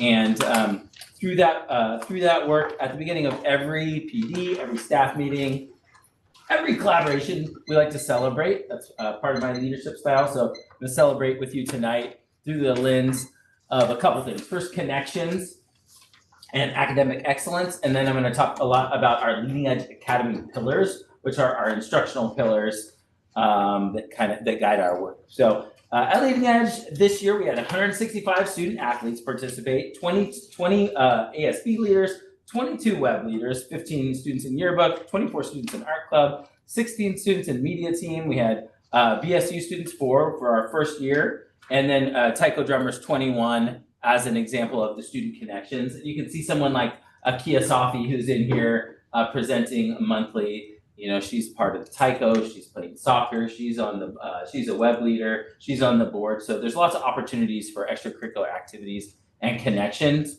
Academic excellence, some highlights. We averaged a 3.3 GPA with 105 students meeting that high honor standards of 3.75 or above, and our honor students another 49. And then a big celebration, we reclassified 9 students identified as English learners last spring, and we're hoping to reclassify 5 more this spring. Onto our academy pillars. Last year, our academy goal was to actually renew these pillars. And why they're so important to us is because they guide our instruction. They also are a symbol of our values. So as our values are shaped by the social political context in which we're involved in, we update these to guide our curriculum. And so just a couple highlights are things like active global citizenship or diversity, equity, and inclusion, and then critical media literacy. We used to have like Tech Savvy on there, which was all about, hey, how to use a Chromebook, how to work this little iPad thing. And now we're getting into this AI world where we need to know what's truth, what's AI generated, what is sifting through multiple types of texts, and then forming my own opinion. What does that really look like? And so a couple highlights, couple celebrations, cruising through some pictures. We see through that diversity, equity, and inclusion lens, things like celebrating Black History or Kindness Week. We keep rolling through these pretty quickly. or active global citizenship, getting kids out in the community at things like Chalk It Up in Midtown or volunteering. Joyful learning, that's that outward celebration, dressing up for things like Dia de los Muertos and bringing our community onto campus and just having fun with the kids and things like Halloween. Critical media literacy, we did have our first media team ever since I've been here, making videos all year long for our 8th graders crafting their student portfolios. Highlights of innovative thinking. Of course, our STEM night is always a great night where students are celebrating their achievement in science, technology, engineering, and math. Here we have an example of awesome collaboration. This is the PEMDAS Hospital, get it, the Order of Operations. Pretty fun activity. Actually, this teacher stole that from my wife, because I shared it with her, and I'm sure my wife stole it from somebody else. That's how education rolls. But that's a fun activity. And then 3 times a year, we celebrate the students at our Pillar Award ceremony, and we've done a nice job too of like secretly telling the parents ahead of time that their kid's gonna get a Pillar Award. So then the kids come into the band and they might see somebody they know in the back, which is pretty fun. All right, getting into more of the instructional side of things. You know, as a leader, one of my focuses is making sure I'm using a research-based framework for how I'm making decisions within our community. And this is a very popular one. I know that Amy's been using it for our young leaders cohort for a few years now. And it's called the Coherence Framework. You know, in education, we love our edu acronyms, right? So we're tend to chase the next shiny thing, but a framework like this helps us stay focused. And so it's all about focusing direction, cultivating collaborative cultures, deepening learning, and securing accountability. And today I just want to talk about what focusing direction means. And what it really means is saying with our staff, hey, we agree, well, we're doing a ton of great stuff, but we really agree that this year we're going to focus on getting better in 1 or 2 key areas so we can really deepen that and embed that work into our community. So that's what we did this year. So the first one was integrating our portfolio process. Little celebration is this is our first year for a full Spanish program. So I know we had some conversation with the board about making sure we had foreign language opportunities for students. I think it was my first year we talked about that. And so we did complete that transition, but that meant we had to phase out our technology class. So a couple things, we had to integrate some of our technology in the core classes. We also had to figure out a bit better structure for the student portfolios, which is a really big project that the students do for 3 years. So we had to identify and build structures and systems to successfully integrate the leading edge pillars and portfolios into the core curriculum. It was a lot of fun work, but just, you know, a quick riff on that is that basically what we needed to do is identify what each group of teachers, what role they play throughout the year. And so that's what we did. So content teachers are really integrating those pillars into their core curriculum and instruction. Homeroom teachers are supporting the portfolio development. Those 8th grade teachers are responsible for really developing the presentation skills, while 6th and 7th grade teachers are focused on the curation of the materials that the students have been gathering through their time here. If you come to our portfolio presentations, you'll get a better sense of what I'm talking about and why that work's so impactful. The next goal is a multifaceted one, but it's codifying behavior support. You know, there's been a shift from this punitive reactive style of discipline to a more restorative positive approach over you know, the last really the last decade in education. But I mean, it's pretty much become the standard of we're not suspending kids anymore, we're not doing detention anymore, we're not trying to make kids feel bad because they made a mistake, but we're using behavior as an opportunity to learn and teach. And so that's why you know, making sure that those practices in our community are clear to everybody is some of the work that we've done this year. So auditing our current behavior systems and practices, developing a flow chart of tiered behavior supports and associated practices, and then engaging with families in recognizing students for good behavior while relying on families to support our corrective practices as well. So just a couple highlights. Surprisingly, having shared expectations and norms and directly teaching those kids, is actually not done everywhere, right? We kind of sometimes assume kids know how to behave. But when you're in a really diverse community where people have different experiences, different ways of thinking, acting, and being at home or within the school, it's very important to have a shared set of norms and expectations. So we did that work last year, and then we iterated on it this year. And then that next slide, I didn't put the whole thing on there, but one of the things I worked on with the staff, our staff this year, is really parsing out specific behaviors, where we think that they land in terms of their severity or the area of concern, and then identifying like instructional and consequential discipline reactions. So instructional meaning we're acknowledging that we want to teach a kid when they're engaged in a behavior that doesn't meet our norms first. And then consequences are still necessary. That might be something like a community service or restitution. Could even be a suspension for much severe activities. But we want to be more clear about that. So we engage in that work, lots of good conversations with staff about specific behaviors. And then just getting into our academic work, couple highlights. I don't want to get into everything, but we really focused on our CPM practices again in math, and then our peer tutoring program, which is an after-school peer tutoring program led by students. We had 45 students in that program this year getting peer tutoring, so it was good. And then in reading, we developed some shared practices across our 6th, 7th, and 8th grade, as well as working on our ELD, which is that English language development, targeting our English language learners. And we did some work around phonics, which is surprising to hear in middle school, but I'll talk a little bit more about that at the end here. Some quick data. I know you've seen a lot of data presentations from Laura, but I did just want to highlight kind of where we are at this point in the year. I'm using CASP as kind of a proxy for, or iReady as a proxy for CASP here.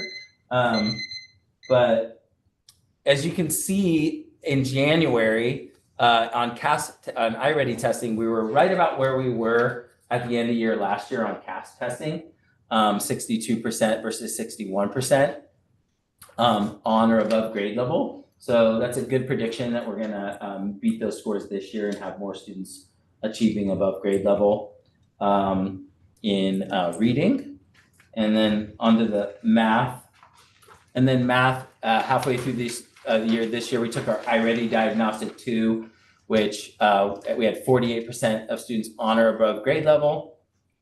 Whereas last year, at the end of last year, we only had 42% on or above grade level in math. And just rounding things out here. Let me see, I'll highlight a couple things here.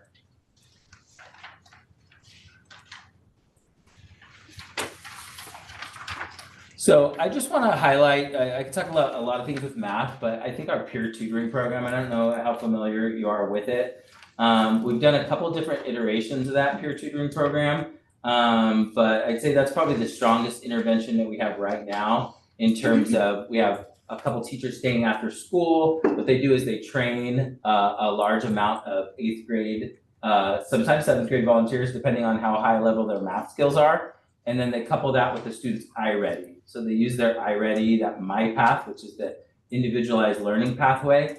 And that peer tutor helps to walk them through those skills. So we'll continue to iterate on that. And then really briefly in reading, I wanted to talk about kind of what we're looking at doing more next year. If you could skip to the next slide, actually. So there's a lot of talk in education about the science of reading. And so as we go into next year, I'm working with Alyssa Ortiz-Khan, our TOSA and reading specialist, on next steps for reading intervention.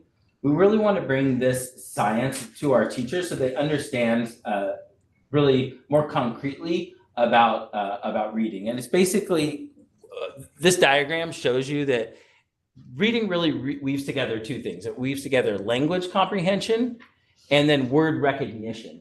In middle school, word recognition is like kind of forgotten about. It's a thing of the past, and we don't directly instruct kids on phonological awareness, phonics, decoding. And it's not just kids that are served by special education that have gaps in those areas. There's a lot of kids. And what happens by the time they get to 6th grade is they've got a lot of like good vocabulary and background knowledge, and they can kind of feign like they're getting it by the way that they're pronouncing the words. And so it's really hard to identify what the gaps are. So what we want to do is be more intentional with our students about screening them. So in the fall, we're going to start a screening process for every single kid. Every single kid that gets below a certain marker on our first iReady diagnostic is going to get a phonics screener. And starting in the fall, just as an acknowledgement, we're going to fill those gaps in across the board for kids and say, if you need a few phonics lessons to make sure that you can decode words appropriately, and then make progress on your reading journey, then that's what we're going to do. So just go to the next slide. So just really breaking it into two things. Classroom interventions really look like vocabulary and comprehension. That's what a classroom teacher usually has time to focus on. And then in the intervention process, we'll focus on phonics fluency and then ELD and language development. So it's a lot of reading in a 1-minute riff there, but I think just the takeaway from that is the acknowledgement that kids have gaps in their reading, and we want to be more intentional about filling them. So thank you. If you had any questions, I'd love to take some, but that's it for me and Leading Edge. Thank you. Quick question. Yeah. Back on staff focus, talked about the different levels of progressive discipline matrix. Yeah. So for like use of the N-word or the racial derogatory language, have you guys done anything different in that arena? And I only ask this question because it's been a topic that we discussed in the last couple of months across academies. So I was wondering if there's anything different that you guys have come across at yours, or you guys are doing differently now. Yeah, so there's two, let me bring up our behavior matrix right here because you don't have the whole thing. So, so we consider behavior that's motivated by racist, sexual, or religious or other prejudice as like level 4 or tier 3 discipline, which we respond to with pretty strong measures. So that would include things like a restorative conference, obviously a meeting with parents, could be a reentry meeting from an out-of-school suspension, or something like that, if it's racially motivated. Now, when we talk about that type of language, we also talk about like proactive education of our students, because they all come from different backgrounds and different ways of being inside and outside of the school, and so they're hearing and using language in different contexts. So we also come from a place of understanding of, what is the intent, why are you using this language, and understanding that way as well. So did you have a follow-up on that?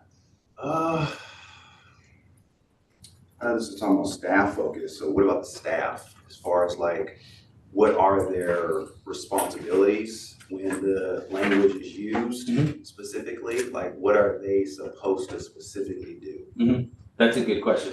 Yeah, so a staff should always report, and redirect. And report and redirect. Yeah, so they're going to redirect the student. So the staff has been trained to redirect the student to say, hey, that's not let's talk about the language that you're using in class. What is your intent in a private one-on-one setting? Figure out why the student is using that language, what the intent was, and then either reteach or redirect the student in that setting. And then they would report to me with a discipline referral. Okay. Yeah. So then the discipline referral would be investigated, and then we follow through with a typical investigation. So if there's multiple students involved, we might talk to all the students, have them write their statements, figure out what happened in that incident, and then follow through with the appropriate discipline in line with this matrix. And that's why it's so important to have the matrix that's like really parses out exactly what the steps are. So that the community knows, the teachers know what to do, and then I know what to do, and everybody, all the stakeholders involved have a clear path forward with those types of situations. Yeah. Awesome, thank you. I have one question. Under academy, goal number 2, codified behavior support.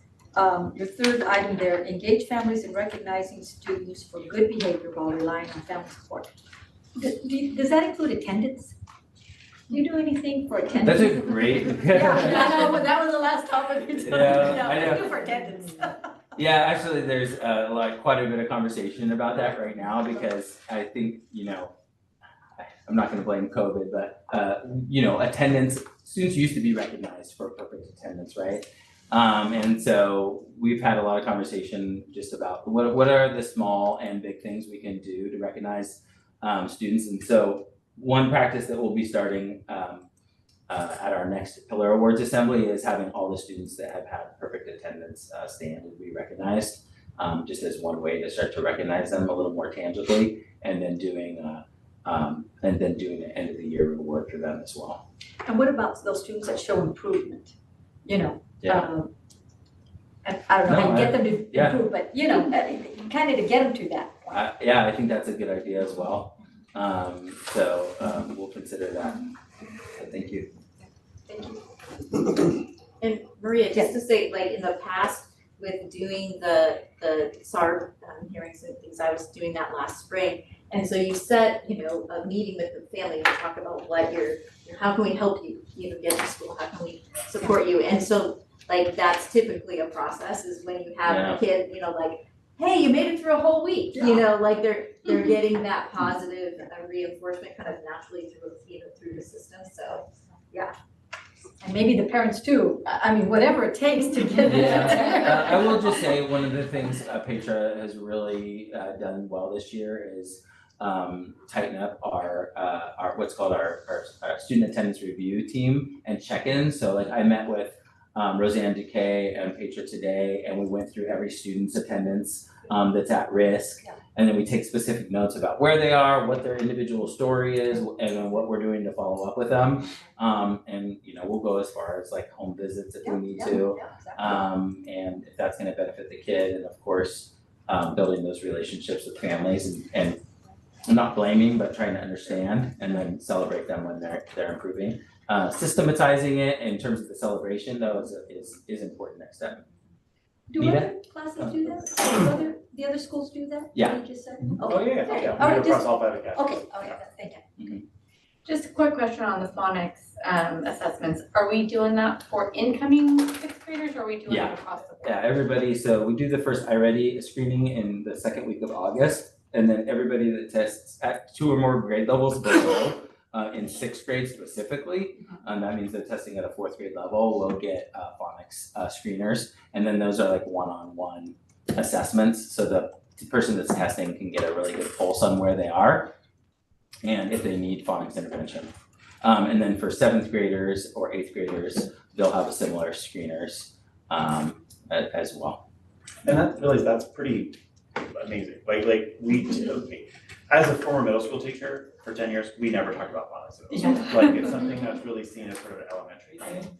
And what we're sort of acknowledging as a big K-12 system is that kids, especially really the pandemic, have gaps in phonics instruction that's now showing up in middle school. And so, our teachers who have multiple subject credentials, they've had some formal training in their credential programs on doing phonics support, but our teachers with English credentials have not.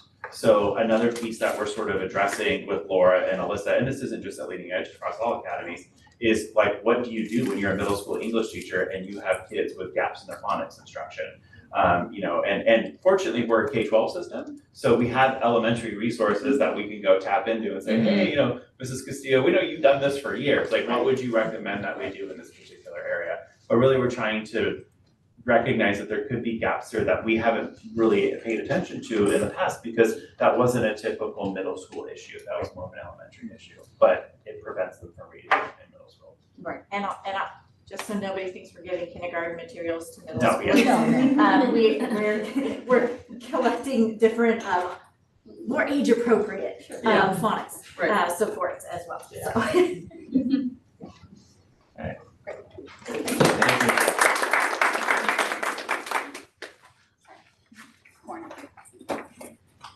It's my turn.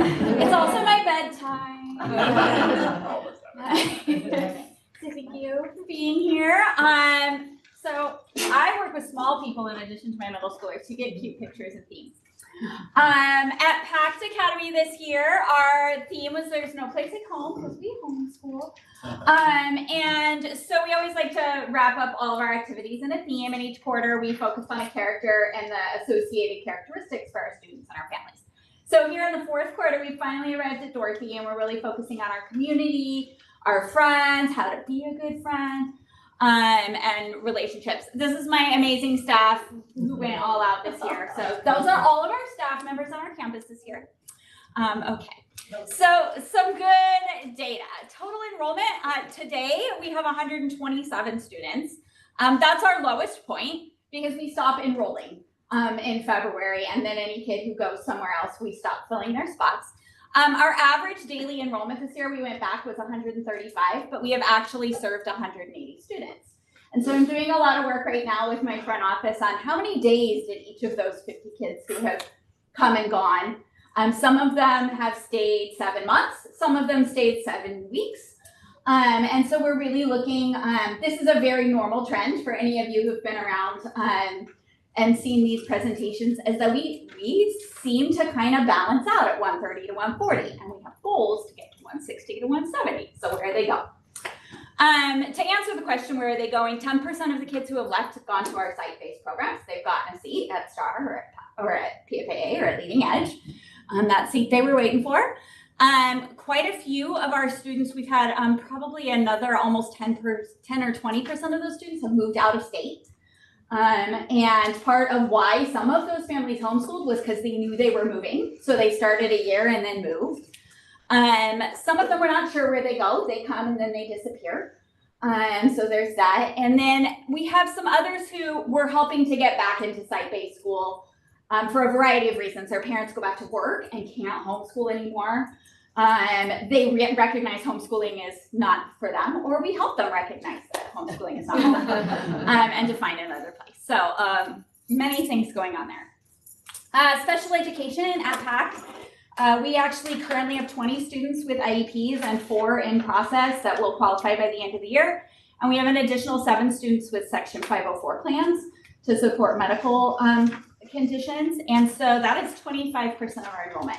So I'm so glad that special education presented their numbers, because you can see that while we're at 11 to 12% for Natomas Charter School, that PACT Academy is serving 1 in 4 students on a plan. And that is very normal for us. So we're dealing with a population with increased need. All right, and then grade-wise, who are our kiddos? This year we have 83 kids in K-5, which is kind of our elementary. We have 44 in 6-8, and actually when I went and broke that down further, it's almost exactly thirds as far as K2, 3, 5, 6, 8, which is really balanced and unusual for us. There are 27 students in Project X this year. But I'm going to talk a little bit about Project X later. We are sunsetting Project X, and we are growing it into something new. Stay tuned. So just broken down by grade level, what we have going on here is just kind of the balancing out. This year we have more 5th graders and 7th graders currently enrolled, but it is kind of balancing out, which is very interesting for us. Okay, so I want to highlight a few things. See what's ahead. There we go.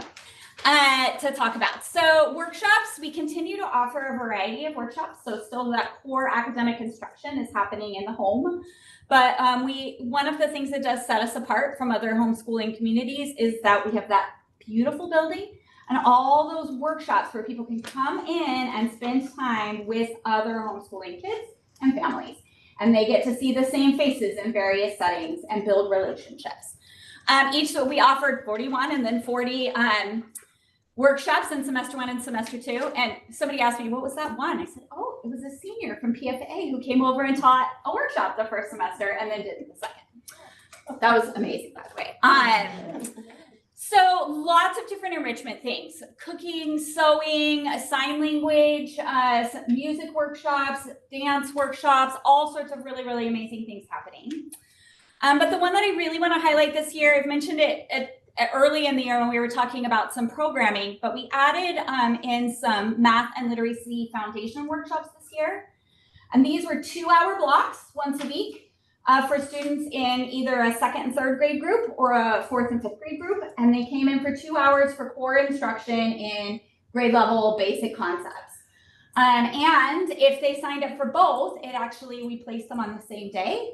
So they could come, they could do math from 9 to 11 and then literacy from 12 to 2. And we kept them the hour between for lunch and some games and social time. And so it created a 5-hour day for a homeschooling parent who leaves their child and give them a break and go to the dentist.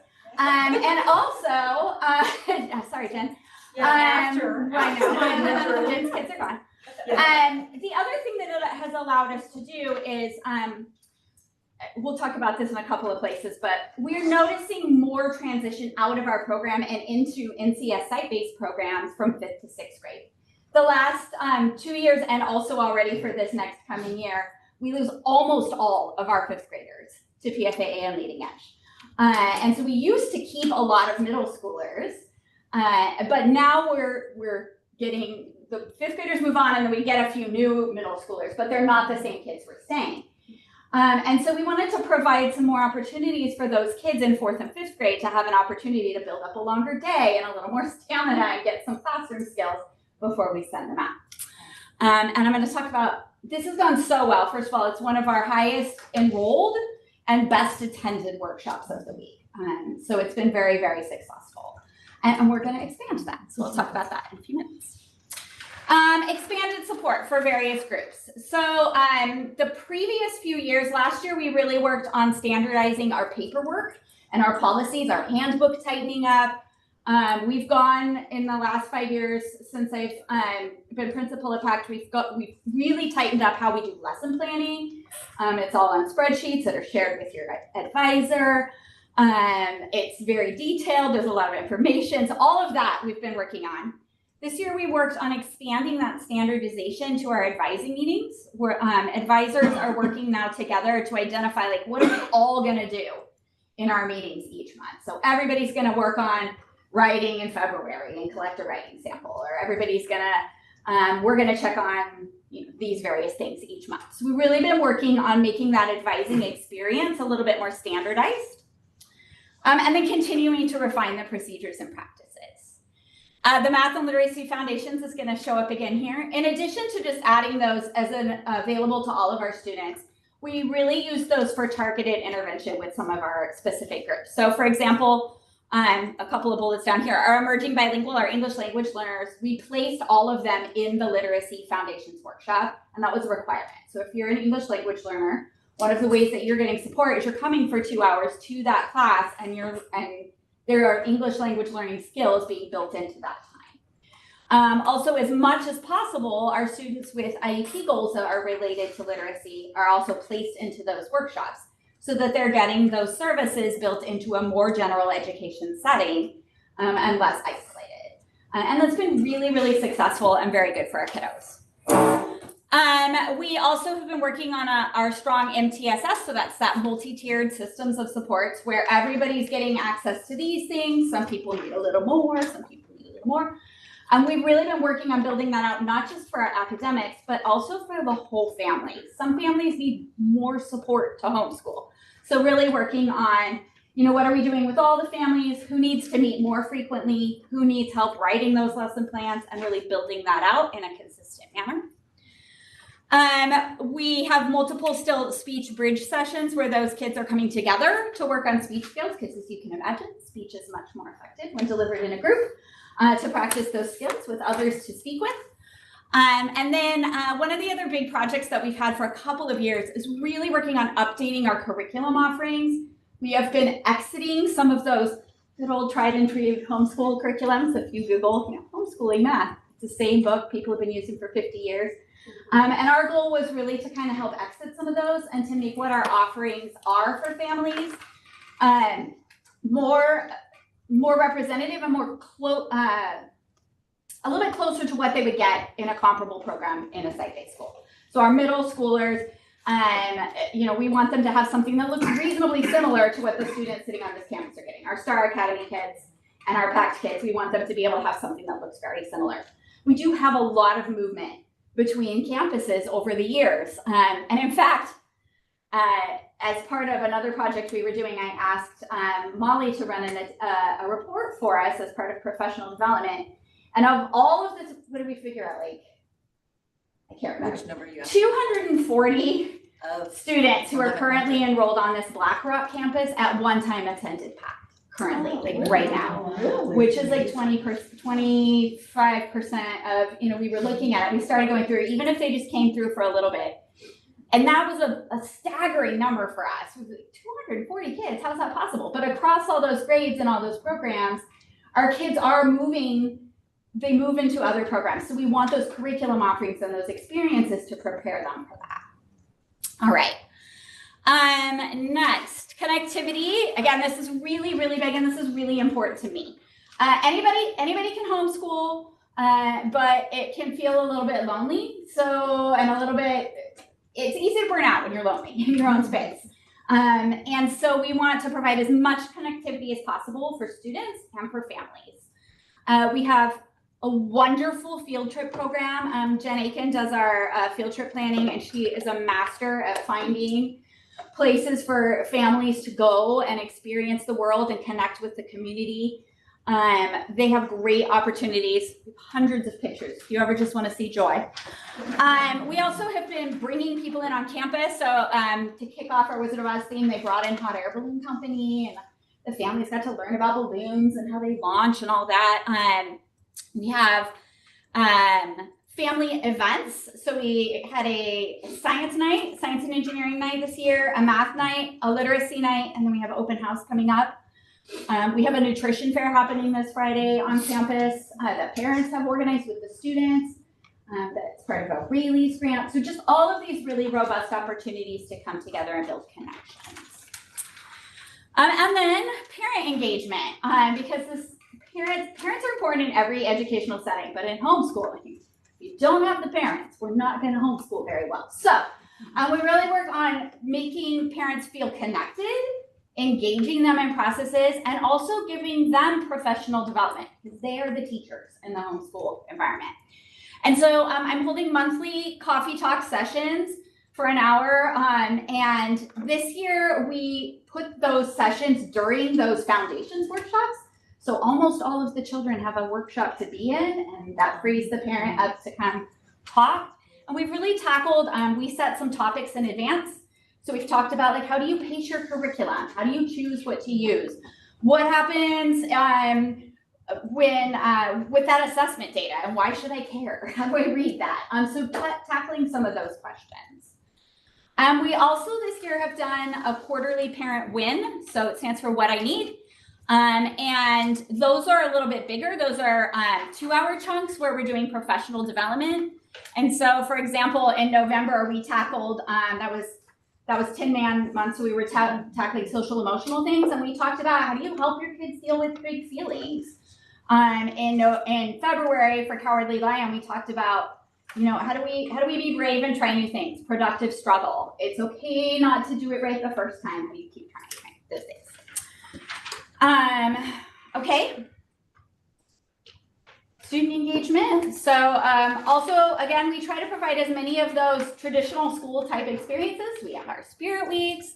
We have a middle school leadership group who coordinates events, socials. A middle school social at PACT is a sight to behold. I'm trying to come up sometime. I put them on the updates when they're coming. They're lovely. Recitals, performances. This is our drama group getting ready for their play in May. So just so many opportunities for these kids to engage. All right, so where are we headed? I kind of tackled this in a few sections. In community, we continue to expand our field trip and event offerings. It's what brings people in, and it's what builds those connections, and connections are what make us strong. We continue to expand parent training opportunities, and we're always looking for better ways to get more people in front of what they need when they need it. So, we're working on building out opportunities in person? Can we do some little online instructional videos? How do we get all the things to all the people? We always are refining our workshop offerings. So every year we sit down and say, what does this group of kids need? What do we want to tackle this year? Where do we see goals? Math is always a prominent choice, so we try to build math into as many things as possible. And so one of the things that I did want to mention is about Project X. So Project X has been in place for 10 years. It served initially 32 of our 7th and 8th graders, and then has built up to 6, 7, 8. We found ourselves in a position where we're not keeping it fully enrolled. It's been a struggle to keep it fully enrolled the last 2 years. It's actually staffed to hold 42 kids, and we have had 27 kids in it all year. And last year was that way too. We start with a lot, and then they all disappear.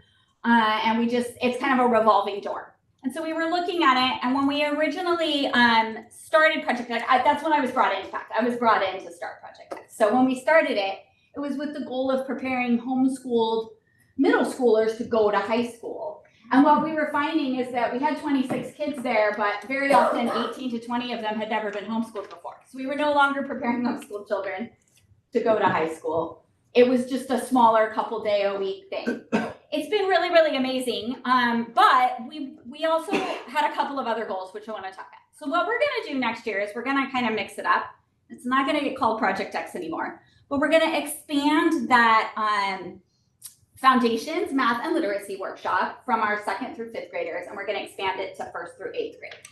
So for our 1st and 2nd and 3rd and 4th graders, they'll have a day where they can do math and literacy foundations just like we did this year. One whole day, academic, but they also don't have to choose both. It's modular. You can choose one or the other. For our 5th and 6th will be in a cohort, and 7th and 8th will be in a cohort. And they'll have the same thing on another day, where they get a math foundations and a literacy foundations. And then we're also going to offer for our 5th through 8th graders a science block and a social studies block. So they can still come to campus for 2 whole days a week and get science, social studies, language arts, and math. The big difference is going to be that it's modular. So if you don't want to do science, you sign up for the other 3. Or if you just want to do one day, you can. And this is also going to really help us make it so that families who are coming and going throughout the year can join that stream mid-year. Because what we're seeing is that as the year goes on, fewer and fewer people are staying. But when they're quarter sections, when they're built by the quarter, we're going to have more entry points. It's also going to give our 5th graders the opportunity to do that 2-day-a-week piece and build up that stamina before they're transitioning out to site-based program. And right now we've got 6th grade, so we're going to hit that extra grade level.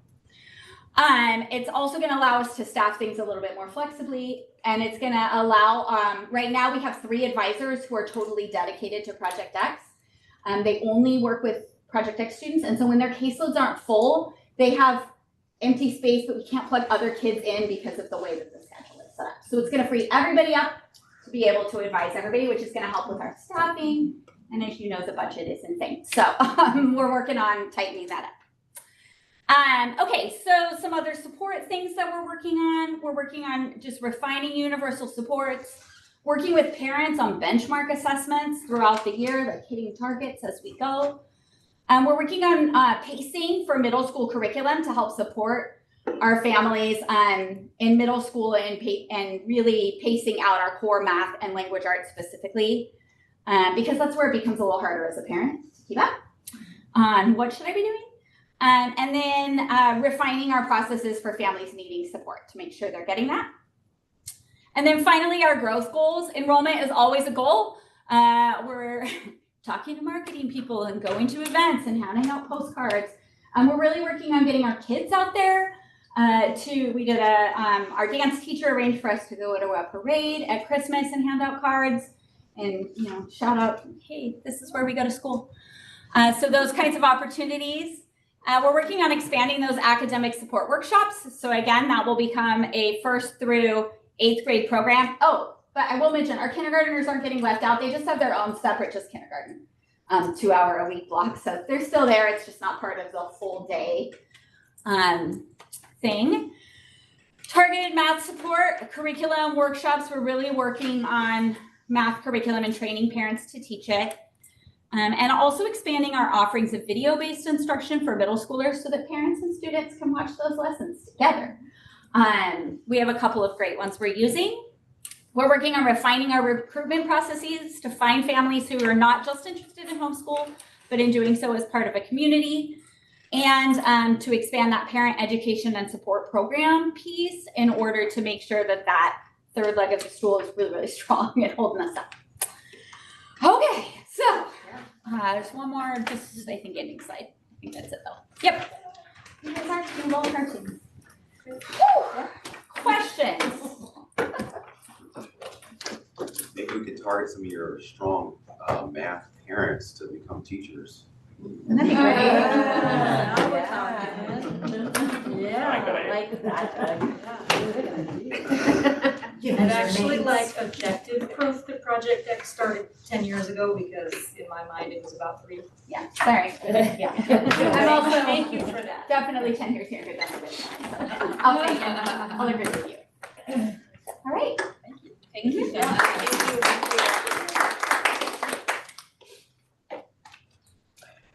All right. Hearing of the public for items not on the agenda. I'd like to call up Lakeisha Appleton.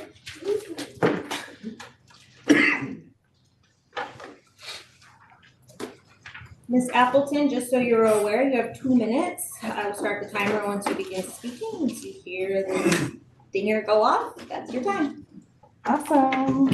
Hello, everyone. Great evening.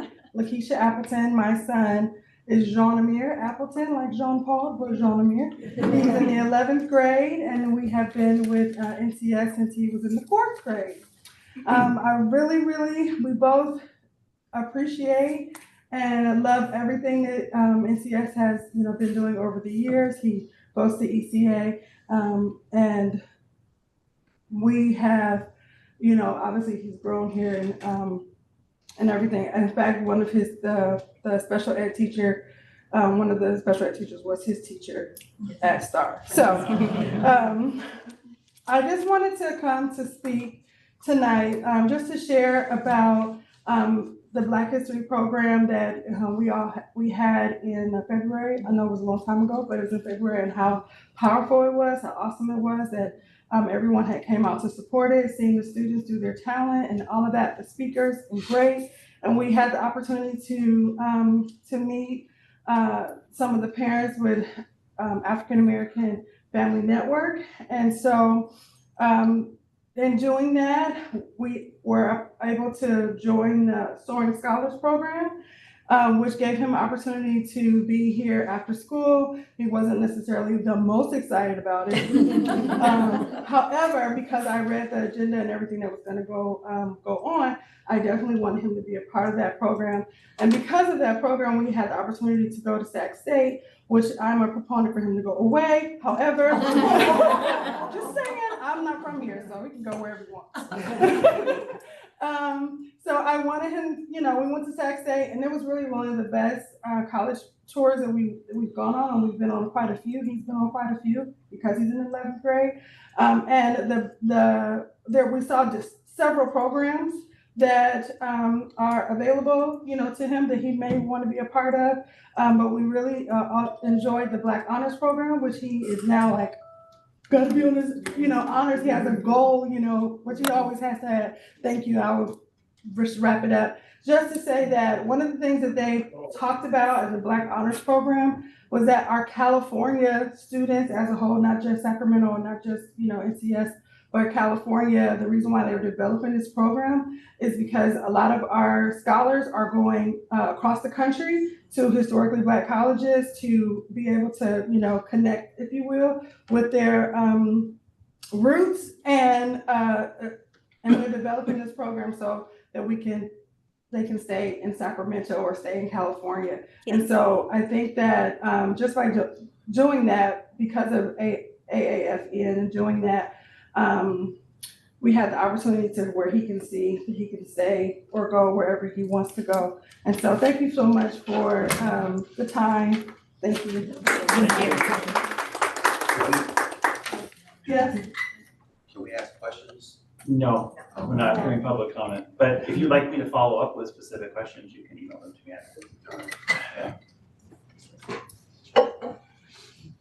We have one more. Ms. Bayani Ridgel.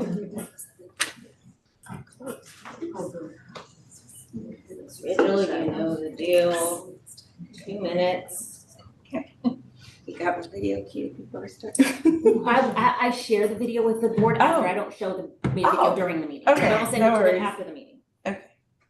All right, good evening, board. So thank you so much, Lakeisha. We're actually excited to have her with AFN. She actually just stepped up to take some of the work off my plate as our VP now. We love her energy, and she will be assisting us with the communications, with administration, and ensuring that we meet all compliance and documents are completed.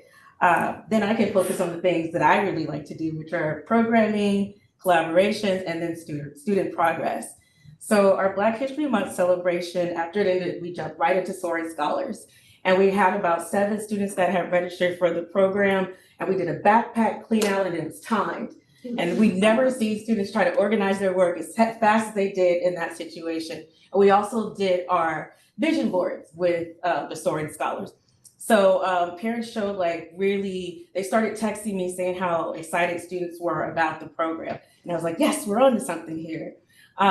So initially, we wanted them to, in order to be a part of Soaring Scholars, you had to register and participate in at least 80% of the program in order to get the certificate that we're offering at the end of the program.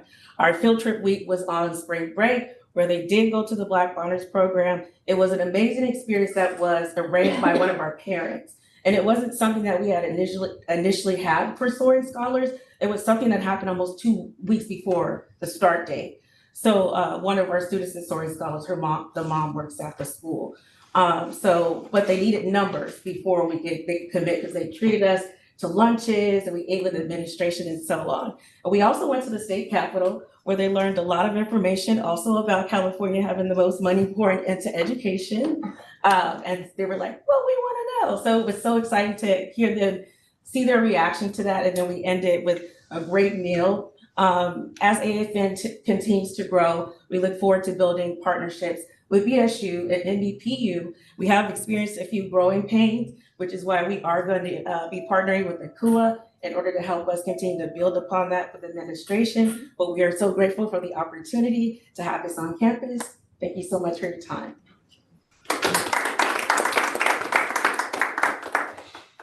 And there was a video that she's shared with me in my emails. I haven't looked at it yet, but I will forward that on to you. Thank you. Hearing of the public for items on the agenda. And then in the room, let me just check online. Nada. Okay. Dr. Wood, Executive Director comments. There is so much going on at Natomas Charter School right now. All I'm gonna say is please keep an eye on your email. We have something almost every day. But just a few things I wanna quickly highlight. Honk, the middle school musical, the big production opens this week, so get your tickets. Thursday night, we have our BSU leaders are organizing their second family mixer, so they're excited to welcome everyone to campus at 5:30.